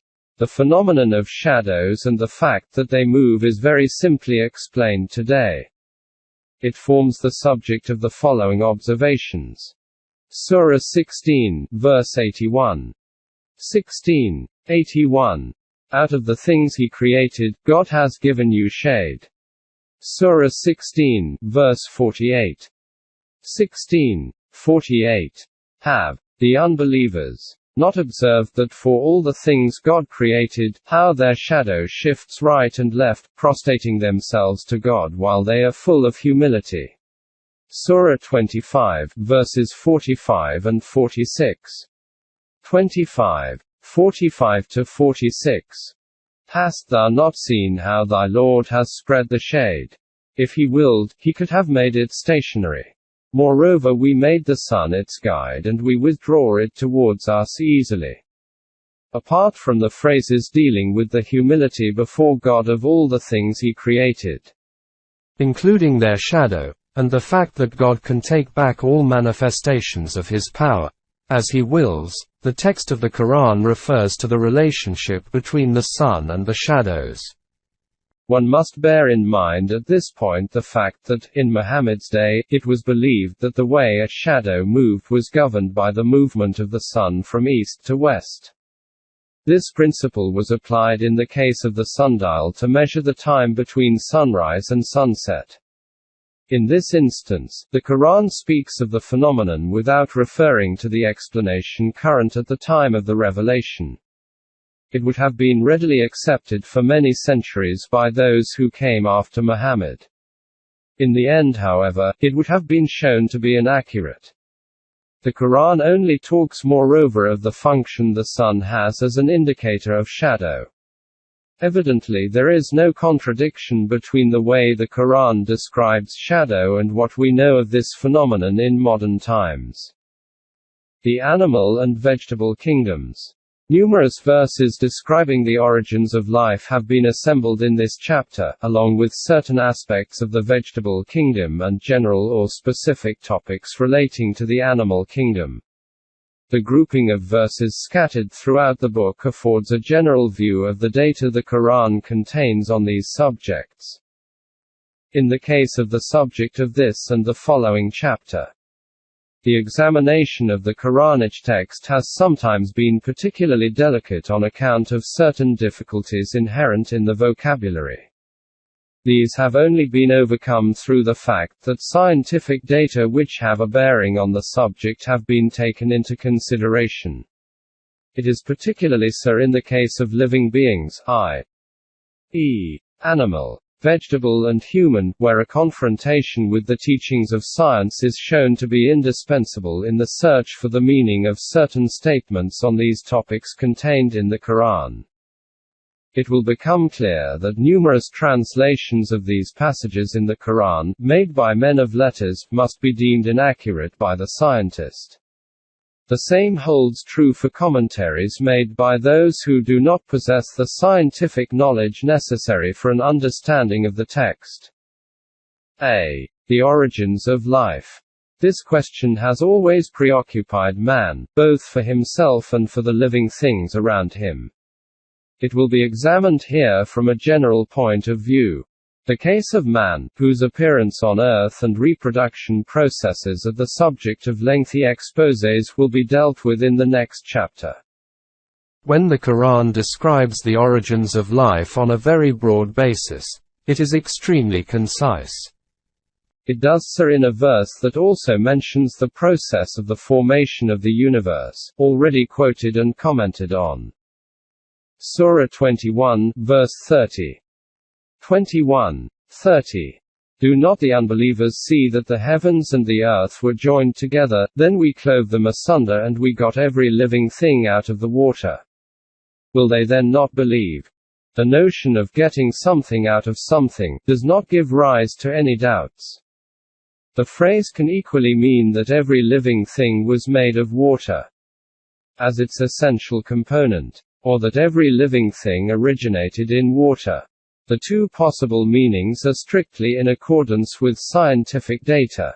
Life is in fact of aquatic origin and water is the major component of all living cells. Without water, life is not possible. When the possibility of life on another planet is discussed, the first question is always, does it contain a sufficient quantity of water to support life? Modern data lead us to think that the oldest living being must have belonged to the vegetable kingdom. Algae have been found that date from the Precambrian period, i.e., the time of the oldest known lands. Organisms belonging to the animal kingdom probably appeared slightly later. They too came from the sea. What has been translated here by water is the word ma, which means both water in the sky and water in the sea, plus any kind of liquid. In the first meaning, water is the element necessary to all vegetable life. Surah 20, verse 53. 20:53. God is the one who sent water down from the sky and thereby we brought forth pairs of plants each separate from the other. This is the first reference to the notion of a pair in the vegetable kingdom. We shall return to this later. In the second meaning, a liquid without any further indication of what kind, the word is used in its indeterminate form to designate what is at the basis of the formation of all animal life. Surah 24, verse 45. 24:45. God created every animal from water. We shall see further on how this word may also be applied to seminal fluid. Whether it deals therefore with the origins of life in general, or the element that gives birth to plants in the soil, or the seed of animals, all the statements contained in the Quran on the origin of life are strictly in accordance with modern scientific data. None of the myths on the origins of life that abounded at the time the Quran appeared are mentioned in the text. b. The vegetable kingdom. It is not possible to quote in their entirety all the numerous passages in the Quran in which divine beneficence is referred to concerning the salutary effect of the rain which makes vegetation grow. Here are just 3 verses on this subject. Surah 16, verses 10 and 11. 16, 10-11. God is the one who sends water down from the sky. For you this is a drink, and out of it grow shrubs in which you let cattle graze freely. Therewith for you he makes sown fields, olives, palm trees, vineyards, and all kinds of fruit grow. Surah 6, verse 99. 6:99. God is the one who sent water down from the sky. Therewith we brought forth plants of all kinds, and from them the verdure, and we brought forth from it the clustered grains, and from the palm tree its spathes with bunches of dates hanging low, the gardens of grapes, olives, and pomegranates similar and different. Look at their fruit when they bear it, and their ripening. Verily, in that there are signs for people who believe. Surah 50, verses 9-11. 50, 9-11. We sent down from the sky blessed water whereby we caused to grow gardens, grains for harvest, tall palm trees with their spathes, piled one above the other, sustenance for our servants. Therewith we give new life to a dead land. So will be the emergence from the tombs. The Quran adds to these general data others that refer to more specialized subjects. Balance in the vegetable kingdom. Surah 15, verse 19. 15:19. The earth. We caused all kinds of things to grow therein in due balance. The different qualities of various foods. Surah 13, verse 4. 13:4. On the earth are adjacent parts. Vineyards, sown fields, palm trees, similar and not similar, watered with the same water. We make some of them more excellent than others to eat, and verily in this are signs for wise people. It is interesting to note the existence of these verses because they show the sober quality of the terms used, and the absence of any description that might highlight the beliefs of the times, rather than fundamental truths. What particularly attracts our attention, however, are the statements in the Quran concerning reproduction in the vegetable kingdom. Reproduction in the vegetable kingdom. One must bear in mind that there are 2 methods of reproduction in the vegetable kingdom. One sexual, the other asexual. It is only the first which in fact deserves the term reproduction, because this defines a biological process whose purpose is the appearance of a new individual identical to the one that gave it birth. Asexual reproduction is quite simply multiplication. It is the result of the fragmentation of an organism which has separated from the main plant and developed in such a way as to resemble the plant from which it came. It is considered by Guillemond and Mangano to be a special case of growth. A very simple example of this is the cutting. A cutting taken from a plant is placed in suitably watered soil and regenerated by the growth of new roots. Some plants have organs specially designed for this, while others give off spores that behave like seeds, as it were. It should be remembered that seeds are the results of a process of sexual reproduction. Sexual reproduction in the vegetable kingdom is carried out by the coupling of the male and female parts of the generic formations united on a same plant or located on separate plants. This is the only form that is mentioned in the Quran. Surah 20, verse 53. 20. 53. God is the one who sent water down from the sky, and thereby we brought forth pairs of plants each separate from the other. One of a pair is the translation of zayu, plural azwaj, whose original meaning is that which, in the company of another, forms a pair. The word is used just as readily for a married couple as for a pair of shoes. Surah 22, verse 5. 22. 5. Thou shayest the grounds lifeless. When we send down water thereon, it shakes and grows, and puts forth every magnificent pair of plants. Surah 31, verse 10. 31. 10. We caused to grow on the earth every noble pair of plants. Surah 13, verse 3. 13. 3. Of all fruits, God placed on the earth two of a pair. We know that fruit is the end product of the reproduction process of superior plants which have the most highly developed and complex organization. The stage preceding fruit is the flower, which has male and female organs, stamens and ovules. The latter, once pollen has been carried to them, bear fruit which in turn matures and frees its seeds. All fruit therefore implies the existence of male and female organs. This is the meaning of the verse in the Quran. It must be noted that for certain species, fruit can come from non-fertilized flowers. Parthenocarpic fruit, e.g., bananas, certain types of pineapple, fig, orange, and vine. They can nevertheless also come from plants that have definite sexual characteristics. The culmination of the reproductive process comes with the germination of the seed once its outside casing is opened. Sometimes it is compacted into a fruit stone. This opening allows roots to emerge which draw from the soil all that is necessary for the plant's slowed down life as a seed while it grows and produces a new plant. A verse in the Quran refers to this process of germination. Surah 6, verse 95. 6. 95. Verily, God splits the grain and the fruit stone. The Quran often restates the existence of these components of a pair in the vegetable kingdom and brings the notion of a couple into a more general context, without set limits. Surah 36, verse 36. 36. 36. Glory be to him who created the components of couples of every kind. Of what the ground caused to grow, of themselves, human beings, and of what you do not know.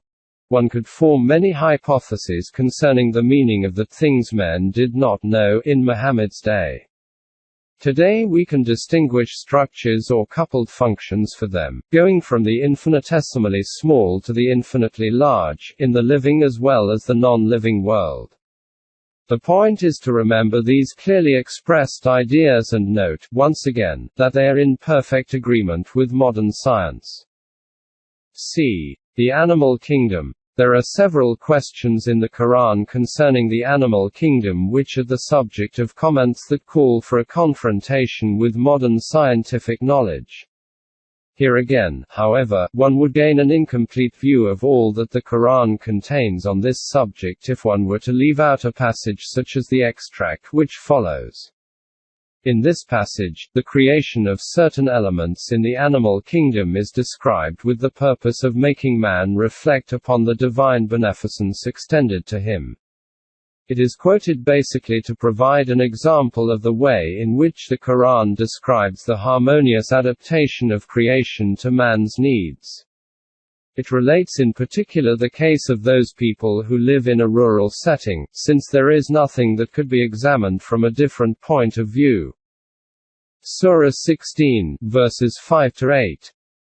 16, 5-8. God created cattle for you, and you find in them warmth, useful services and food, sense of beauty when you bring them home and when you take them to pasture. They bear your heavy loads to lands you could not reach except with great personal effort. Verily, your Lord is compassionate and merciful. He created horses, mules and donkeys for you to ride and for ornament. And he created what you do not know. Alongside these general remarks, the Quran sets out certain data on highly diversified subjects. Reproduction in the animal kingdom. References to the existence of animal communities. Statements concerning bees, spiders and birds. Remarks on the source of constituents of animal milk. 1. Reproduction in the animal kingdom. This is very summarily dealt with in Surah 53, verses 45 and 46. 53. 45–46. God fashioned the two of a pair, the male and the female, from a small quantity of liquid when it is poured out. A pair is the same expression that we have already encountered in the verses which deal with reproduction in the vegetable kingdom. Here, the sexes are given.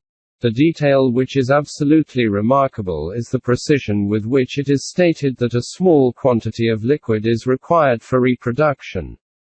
The word itself signifying sperm is used.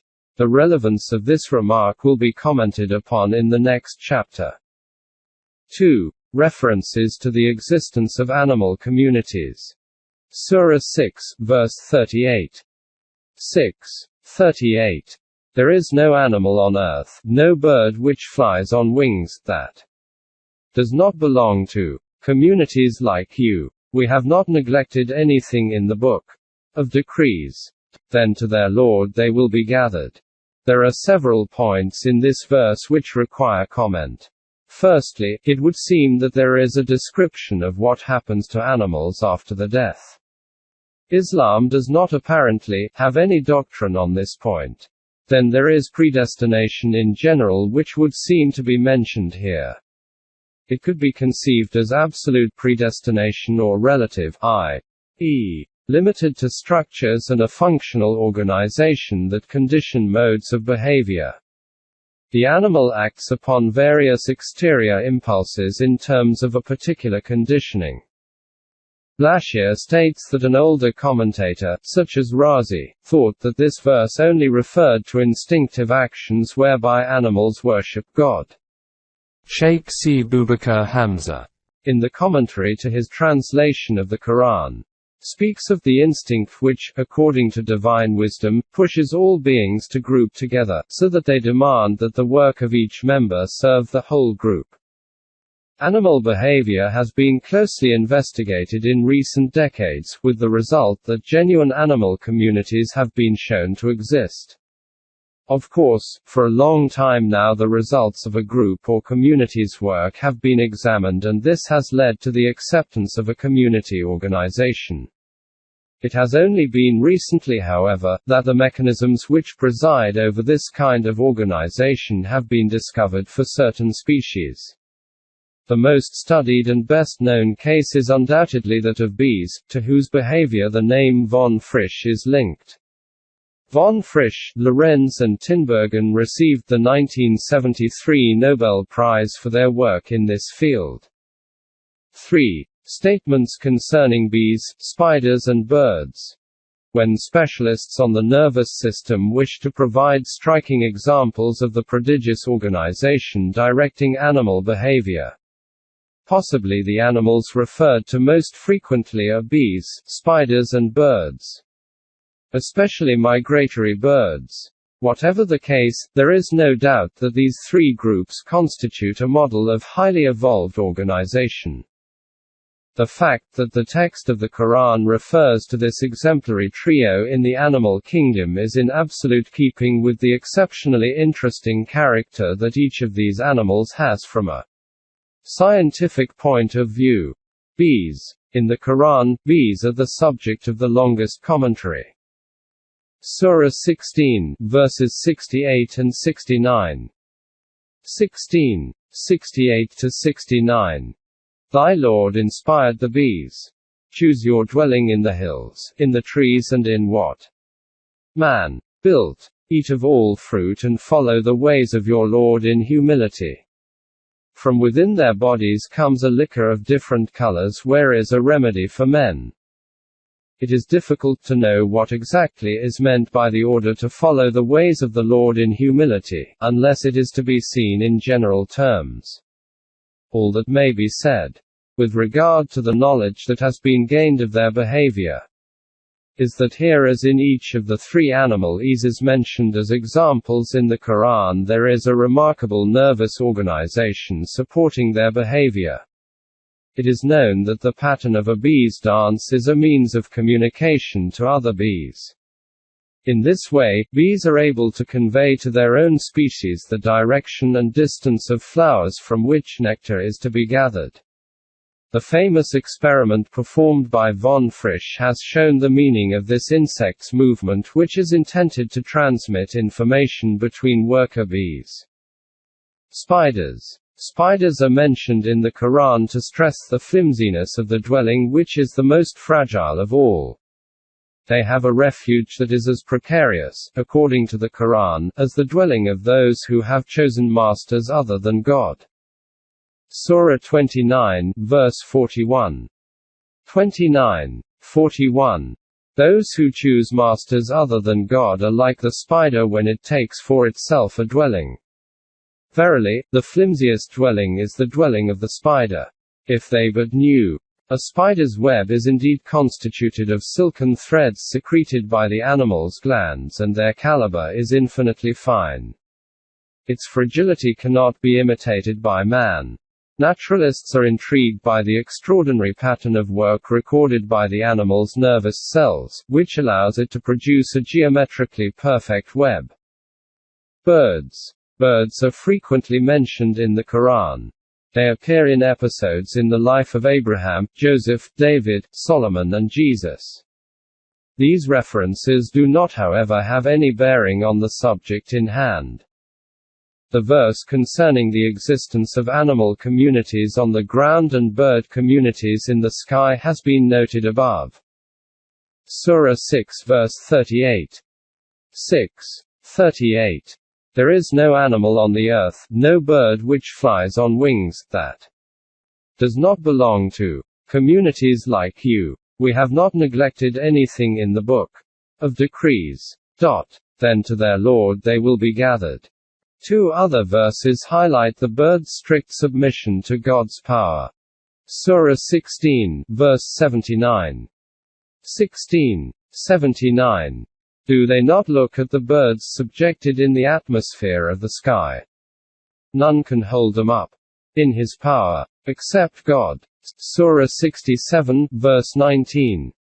67:19. Have they not looked at the birds above them spreading their wings out and folding them?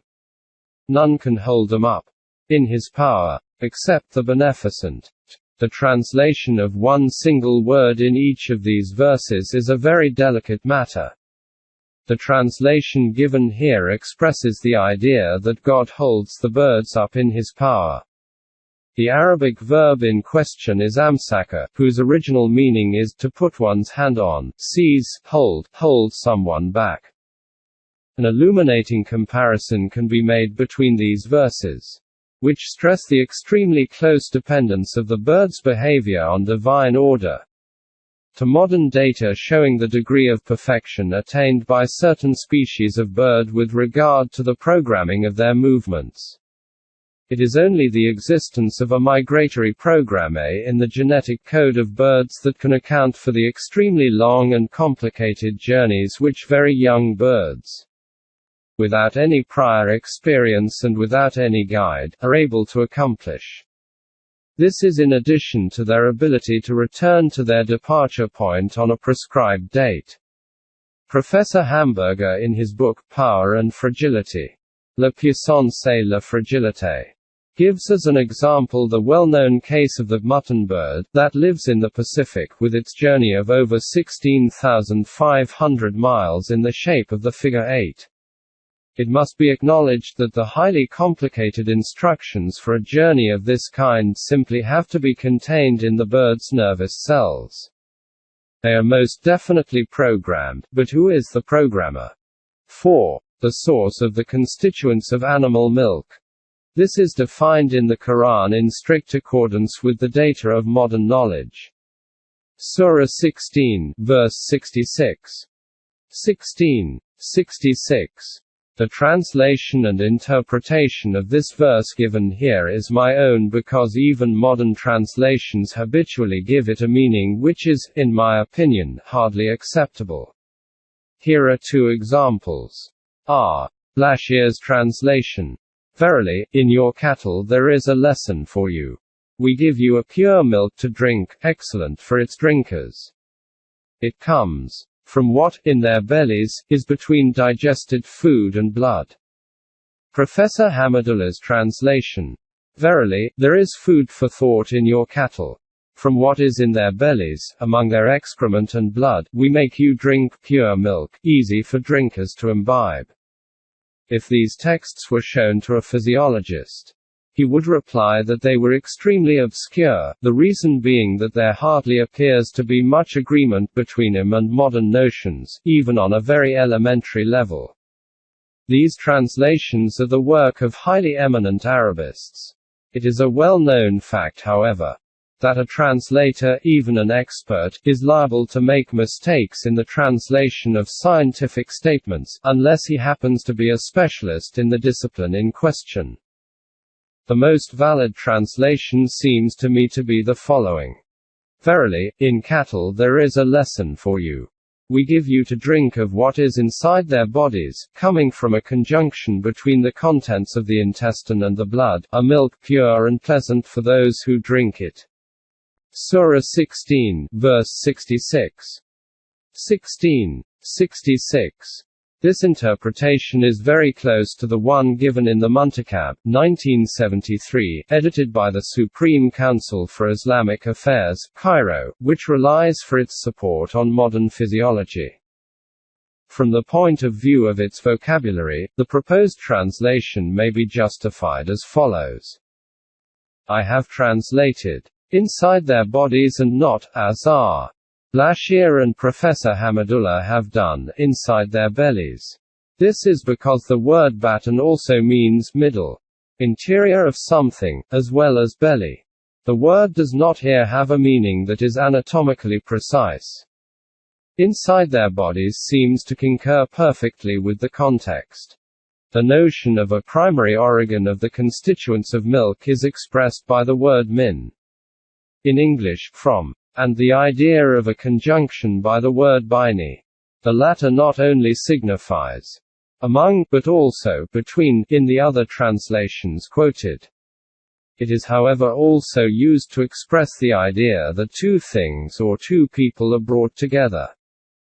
From a scientific point of view, physiological notions must be called upon to grasp the meaning of this verse. The substances that ensure the general nutrition of the body come from chemical transformations which occur along the length of the digestive tract. These substances come from the contents of the intestine. On arrival in the intestine at the appropriate stage of chemical transformation, they pass through its wall and towards the systemic circulation. This passage is effected in two ways. Either directly, by what are called the lymphatic vessels, or indirectly, by the portal circulation. This conducts them first to the liver, where they undergo alterations, and from here they then emerge to join the systemic circulation. In this way everything passes through the bloodstream. The constituents of milk are secreted by the mammary glands. These are nourished, as it were, by the product of food digestion brought to them via the bloodstream. Blood therefore plays the role of collector and conductor of what has been extracted from food, and it brings nutrition to the mammary glands, the producers of milk, as it does to any other organ. Here the initial process which sets everything else in motion is the bringing together of the contents of the intestine and blood at the level of the intestinal wall itself. This very precise concept is the result of the discoveries made in the chemistry and physiology of the digestive system. It was totally unknown at the time of the Prophet Muhammad and has been understood only in recent times. The discovery of the circulation of the blood was made by Harvey roughly 10 centuries after the Quranic revelation. I consider that the existence in the Quran of the verse referring to these concepts can have no human explanation on account of the period in which they were formulated. Human reproduction. From the moment ancient human writings enter into detail, however slight, on the subject of reproduction, they inevitably make statements that are inaccurate. In the Middle Ages and even in more recent time, reproduction was surrounded by all sorts of myths and superstitions. How could it have been otherwise? Considering the fact that to understand its complex mechanisms, man first had to possess a knowledge of anatomy. The discovery of the microscope had to be made, and the so-called basic sciences had to be founded which were to nurture physiology, embryology, obstetrics, etc. The situation is quite different in the Quran. The book mentions precise mechanisms in many places and describes clearly defined stages in reproduction, without providing a single statement marred by inaccuracy. Everything in the Quran is explained in simple terms which are easily understandable to man and in strict accordance with what was to be discovered much later on. Human reproduction is referred to in several dozen verses of the Quran, in various contexts. It is explained through statements which deal with one or more specific points. They must be assembled to give a general idea of the verses as a whole, and here, as for the other subjects already examined, the commentary is in this way made easier. Reminder of certain basic concepts. It is imperative to recall certain basic concepts which were unknown at the time of the Quranic revelation and the centuries that followed. Human reproduction is affected by a series of processes which we share in common with mammals. The starting point is the fertilization of an ovule which has detached itself from the ovary. It takes place in the fallopian tubes halfway through the menstrual cycle. The fertilizing agent is the male sperm, or more exactly, the spermatozoon, a single fertilizing cell being all that is needed. To ensure fertilization, therefore, an infinitely small quantity of spermatic liquid containing a large number of spermatozoons, tens of millions at a time, is required. This liquid is produced by the testicles and temporarily stored in a system of reservoirs and canals that finally lead into the urinary tract. Other glands are situated along the latter which contribute their own additional secretions to the sperm itself. The implantation of the egg fertilized by this process takes place at a precise spot in the female reproductive system. It descends into the uterus via a fallopian tube and lodges in the body of the uterus, where it soon literally implants itself by insertion into the thickness of the mucosa and of the muscle. Once the placenta has been formed and with the aid of the latter. If the implantation of the fertilized egg takes place, for example, in the fallopian tubes instead of in the uterus, pregnancy will be interrupted. Once the embryo begins to be observable to the naked eye, it looks like a small mass of flesh at the center of which the appearance of a human being is at first indistinguishable. It grows there in progressive stages which are very well known today. They lead to the bone structure, the muscles, the nervous system, the circulation, and the viscerae, etc. These notions will serve as the terms of reference against which the statements in the Quran on reproduction are to be compared. Human reproduction in the Quran. It is not easy to gain an idea of what the Quran contains on this subject. The first difficulty arises from the fact already mentioned, i.e., that the statements dealing with this subject are scattered throughout the book. This is not, however, a major difficulty. What is more likely to mislead the inquiring reader is, once again, the problem of vocabulary. In fact, there are still many translations and commentaries in circulation today that can give a completely false idea of the Quranic revelation on this subject to the scientist who reads them.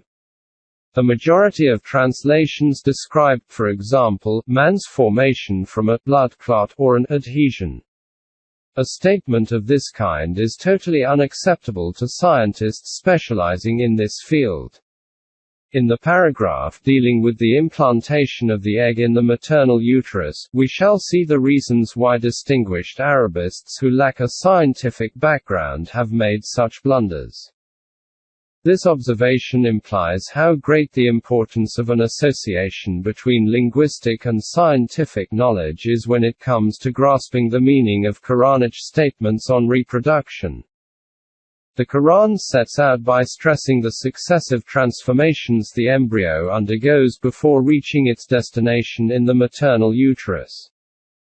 Surah 82, verses 6-8. 82, 6-8.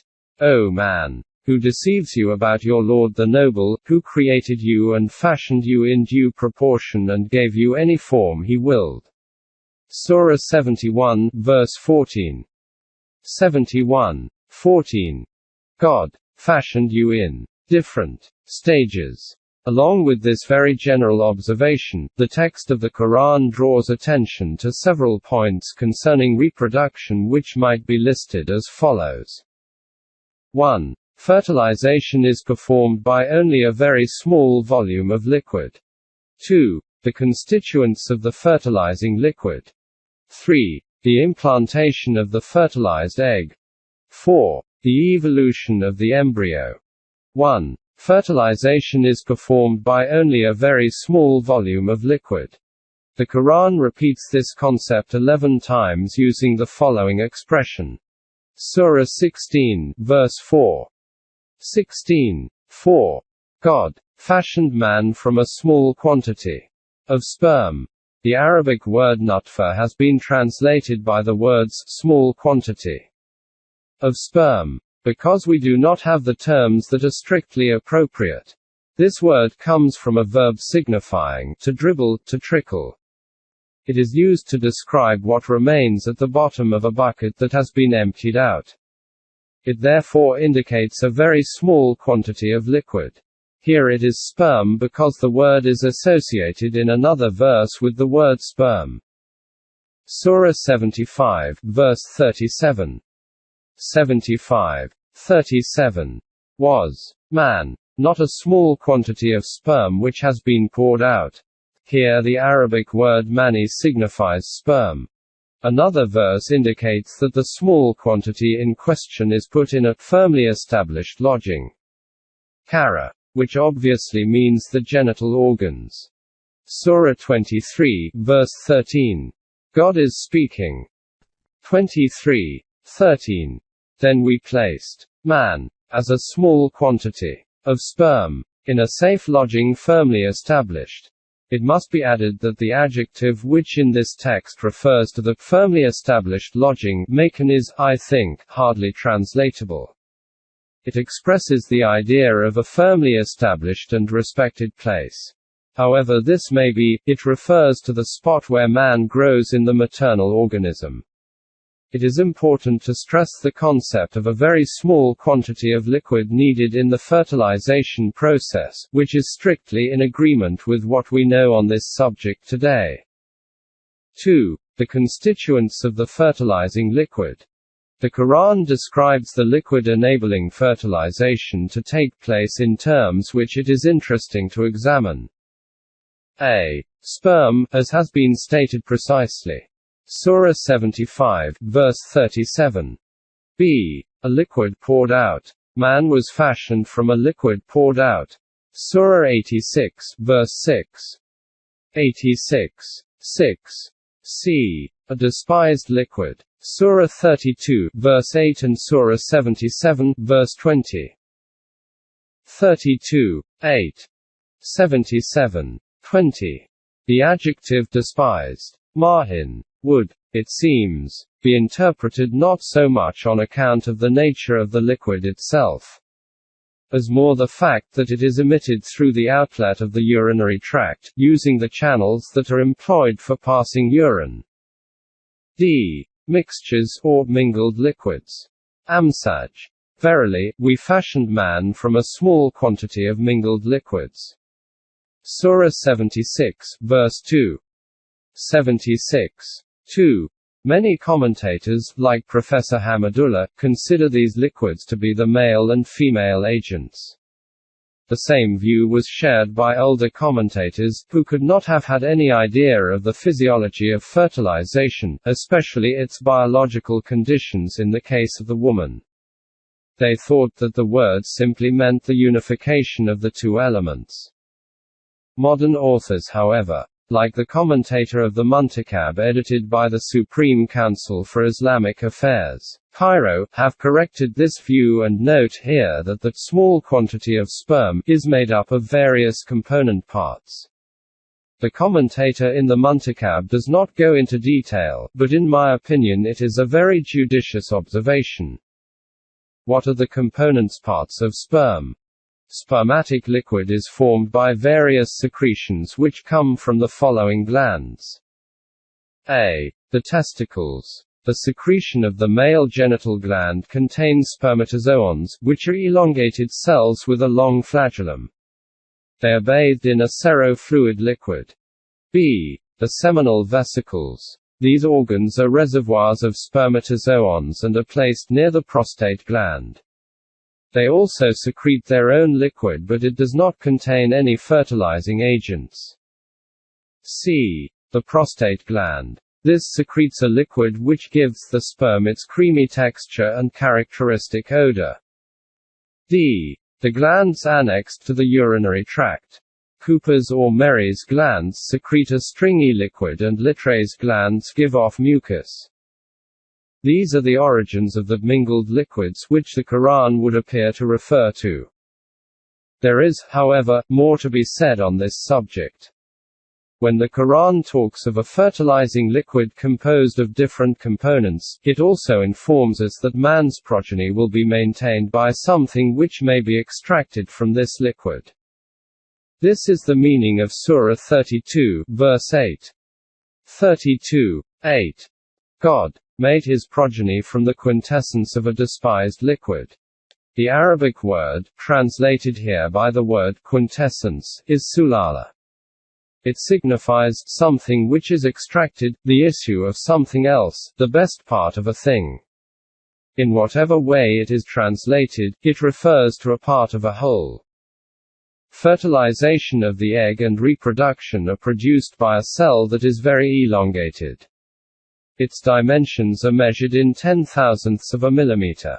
In normal conditions, only one single cell among several tens of millions produced by a man will actually penetrate the ovule. A large number of them are left behind and never complete the journey which leads from the vagina to the ovule, passing through the uterus and fallopian tubes. It is therefore an infinitesimally small part of the extract from a liquid whose composition is highly complex which actually fulfills its function. In consequence, it is difficult not to be struck by the agreement between the text of the Quran and the scientific knowledge we possess today of these phenomena. The implantation of the egg in the female genital organs. Once the egg has been fertilized in the fallopian tube, it descends to lodge inside the uterus. This is called the implantation of the egg. The Quran names the lodging of the fertilized egg womb. Surah 22, verse 5. 22. 5. We cause whom we will to rest in the womb for an appointed term. The implantation of the egg in the uterus. Womb is the result of the development of velocities, veritable elongations of the egg, which, like roots in the soil, draw nourishment from the thickness of the uterus necessary to the egg's growth. These formations make the egg literally cling to the uterus. This is a discovery of modern times. The act of clinging is described 5 different times in the Quran. Firstly in verses 1 and 2 of Surah 96. 96. 1–2. Read, "In the name of thy Lord who fashioned man from something which clings." Something which clings is the translation of the word alak. It is the original meaning of the word. A meaning derived from it, blood clot, often figures in translation. It is a mistake against which one should guard. Man has never passed through the stage of being a blood clot. The same is true for another translation of this term, adhesion, which is equally inappropriate. The original sense of something which clings corresponds exactly to today's firmly established reality. This concept is recalled in 4 other verses which describe successive transformations from the small quantity of sperm through to the end. Surah 22, verse 5. 22:5. We have fashioned you from something which clings. Surah 23, verse 14. 23:14. We have fashioned the small quantity of sperm into something which clings.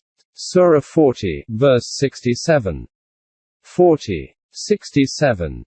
God fashioned you from a small quantity of sperm from something which clings. Surah 75, verse 37–38. 75:37–38. Was man not a small quantity of sperm which has been poured out? After that he was something which clings. Then God fashioned him in due proportion. The organ which harbors the pregnancy is qualified in the Quran by a word which, as we have seen, is still used in Arabic to signify the uterus. In some surahs, it is called a lodging firmly established. Surah 23, verse 13, quoted above, and Surah 77, verse 21. 3. Evolution of the embryo inside the uterus. The Quranic description of certain stages in the development of the embryo corresponds exactly to what we today know about it. And the Quran does not contain a single statement that is open to criticism from modern science. After the thing which clings, an expression which is well founded, as we have seen. The Quran informs us that the embryo passes through the stage of chewed flesh, then osseous tissue appears and is clad in flesh.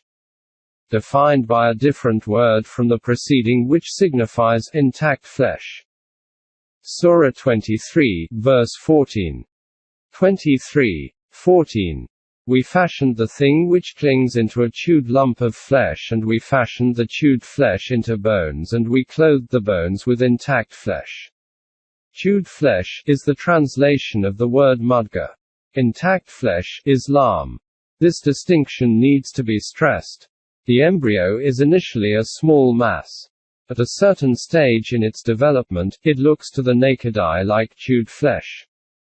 The bone structure develops inside this mass in what is called the mesenchyma. The bones that are formed are covered in muscle. The word lam applies to them. Another verse which requires extremely delicate interpretation is the following. Surah 39, verse 6. 39:6.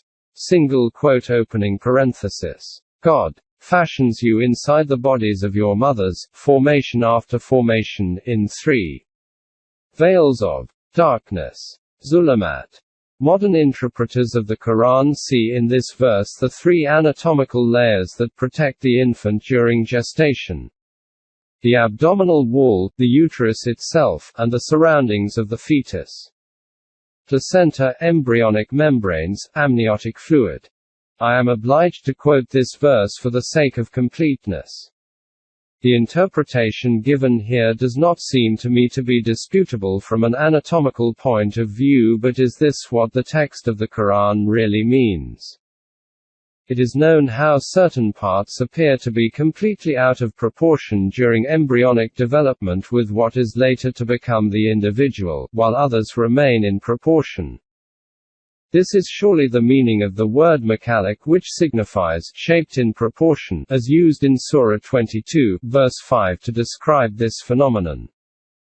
22:5. We fashioned into something which clings. into a lump of flesh in proportion and out of proportion. The Quran also describes the appearance of the senses and the viscerae. Surah 32, verse 9. 32:9. God appointed for you the sense of hearing, sight and the viscerae. It refers to the formation of the sexual organs. Surah 53, verses 45 to 46. 53, 45 to 46. God fashioned the two of a pair, the male and the female, from a small quantity of sperm. When it is poured out, the formation of the sexual organs is described in 2 surah of the Quran. Surah 35, verse 11. 35:11. God created you from dust, then from a sperm drop, then he made you pairs, the male and female. Surah 75, verse 39.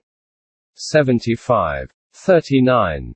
And God made of him a pair, the male and female. As has already been noted, all statements in the Quran must be compared with today's firmly established concepts.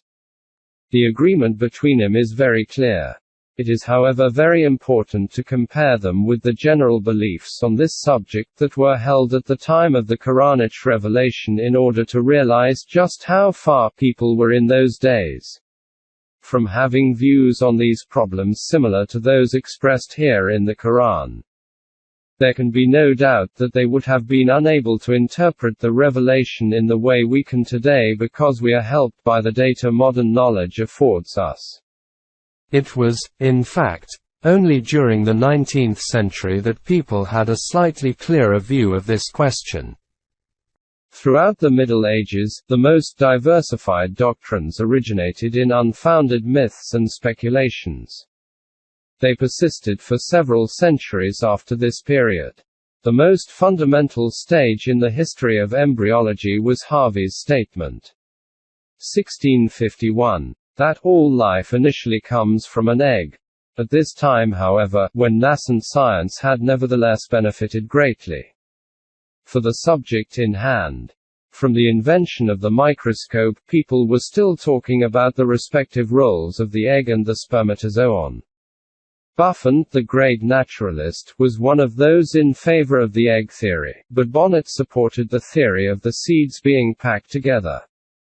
The ovaries of Eve, the mother of the human race, were supposed to have contained the seeds of all human beings, packed together one inside the other. This hypothesis came into favor in the 18th century. More than 1,000 years before our time, at a period when whimsical doctrines still prevailed, men had a knowledge of the Quran. The statements it contains express in simple terms truths of primordial importance which man has taken centuries to discover. The Quran and sex education. Our epoch believes that it has made manifold discoveries in all possible fields. It is thought that great innovations have been made in the field of sex education. And the knowledge of the facts of life which has been opened up to young people is regarded as an achievement of the modern world. Previous centuries were noted for the deliberate obscurity on this point, and many people say that religion without stating which religion is the cause of it. The information set out above is proof, however, that 14 centuries ago theoretical questions, as it were, on human reproduction were brought to man's attention. This was done as far as was possible, taking into account the fact that the anatomical and physiological data needed for further explanations were lacking. One should also remember that, to be understood, it was necessary to use simple language suited to the level of comprehension of those who listened to the preaching. Practical considerations have not been silently ignored.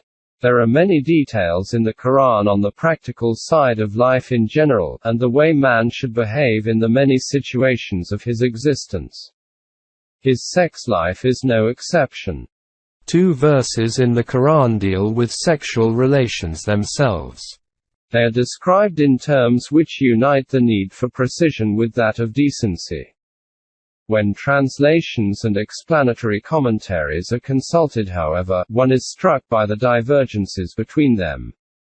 I have pondered for a long time on the translation of such verses, and am indebted to Dr. A. K. Giraud, former professor at the Faculty of Medicine, Beirut, for the following. Surah 86, verse 6 and 7. 86, 6-7. Man Was fashioned from a liquid poured out. It issued, as a result, of the conjunction of the sexual area of the man and the sexual area of the woman. The sexual area of the man is indicated in the text of the Quran by the word sulb. Singular.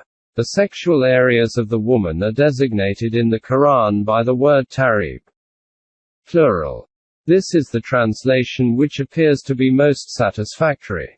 It is different from the one that is often given by English and French translators, i.e., man has been created by a liquid poured out which issues from between the vertebral column and the bones of the breast. This would seem more to be an interpretation than a translation. It is hardly comprehensible. The behavior of a man in his intimate relationships with his wife is stated explicitly. There is the order concerning the menstruation period contained in verses 222 and 223, Surah 2. God gives the following command to the Prophet. Surah 2, verses 222 and 223. 222 to 223. They, the believers, question thee concerning menstruation. Say, this is an evil. Keep away from women during menstruation and do not approach them until they are clean.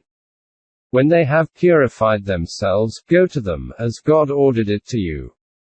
Verily, God loves the repentance and loves those who purified themselves. Your wives are a tilth. Go to your tilth as you will. Do some good act for your souls beforehand. Single quote. The beginning of this passage is very clear in meaning. It formally forbids a man to have sexual contact with a woman who has her period. The second part describes the process of tilling which the sower performs before sowing the seed which is to germinate and produce a new plant. Through this image, therefore, stress is indirectly laid on the importance of bearing in mind the final purpose of sexual contact, i.e., reproduction. The translation of the final phrase is by R. Blachier. It contains an order which seems to refer to the preliminaries before sexual contact. The orders given here are of a very general kind. The problem of contraception has been raised with regard to these verses. Neither here, nor anywhere else, is reference made to this subject. Nor is provoked abortion referred to. The numerous passages quoted above on the successive transformations of the embryo make it quite clear. However, that man is considered to be constituted as of the stage described by the existence of something which clings. This being so, the absolute respect of the individual human being, which is referred to so often in the Quran, brings with it a total condemnation of provoked abortion. This attitude is today shared by all monotheistic religions. Sexual relations are permitted at night during the fast in the month of Ramadan. The verse concerning Ramadan is as follows. Surah 2, verse 187. 187. Permitted to you, on the night of the fast, is to break chastity with your wives. They are a garment for you and you are a garment for them. So hold intercourse with them and seek what God has ordained for you. In contrast to this, no exception to the rule is made for pilgrims in Mecca during the celebration days of the pilgrimage. Surah 2, verse 197. 197. For whom undertakes the duty of the pilgrimage in its time, no wooing and no license. This prohibition is formal, as is the fact that other activities are forbidden, e.g., hunting, fighting, etc. Menstruation is again mentioned in the Quran in connection with divorce. The book contains the following verse. Surah 65, verse 4. 65. 4. For your wives who despair of menstruation, if you doubt about them, their period of waiting will be 3 months. For those who never have their monthly periods and those who are pregnant, their period will be until they lay down the burden. The waiting period referred to here is the time between the announcement of the divorce and the time it comes into effect. Those women of whom it is said, they despair of menstruation, have reached the menopause. A precautionary period of 3 months is envisaged for them. Once this period is completed, divorced women who have reached the menopause may remarry. For those who have not yet menstruated, the pregnancy period has to be awaited. For pregnant women, divorce only comes into effect once the child is born. All these laws are in perfect agreement with physiological data. One can, furthermore, find in the Quran the same judicious legal provision in the texts dealing with widowhood. Thus, the theoretical statements dealing with reproduction, and the practical instructions on the sex life of couples, do not contradict and cannot be placed in opposition to the data we have from modern knowledge, nor with anything that can be logically derived from it. Tolui-Islam Trust 25B, Gulberg 2, Lahore, Pakistan. Tolui-Islam@gmail.com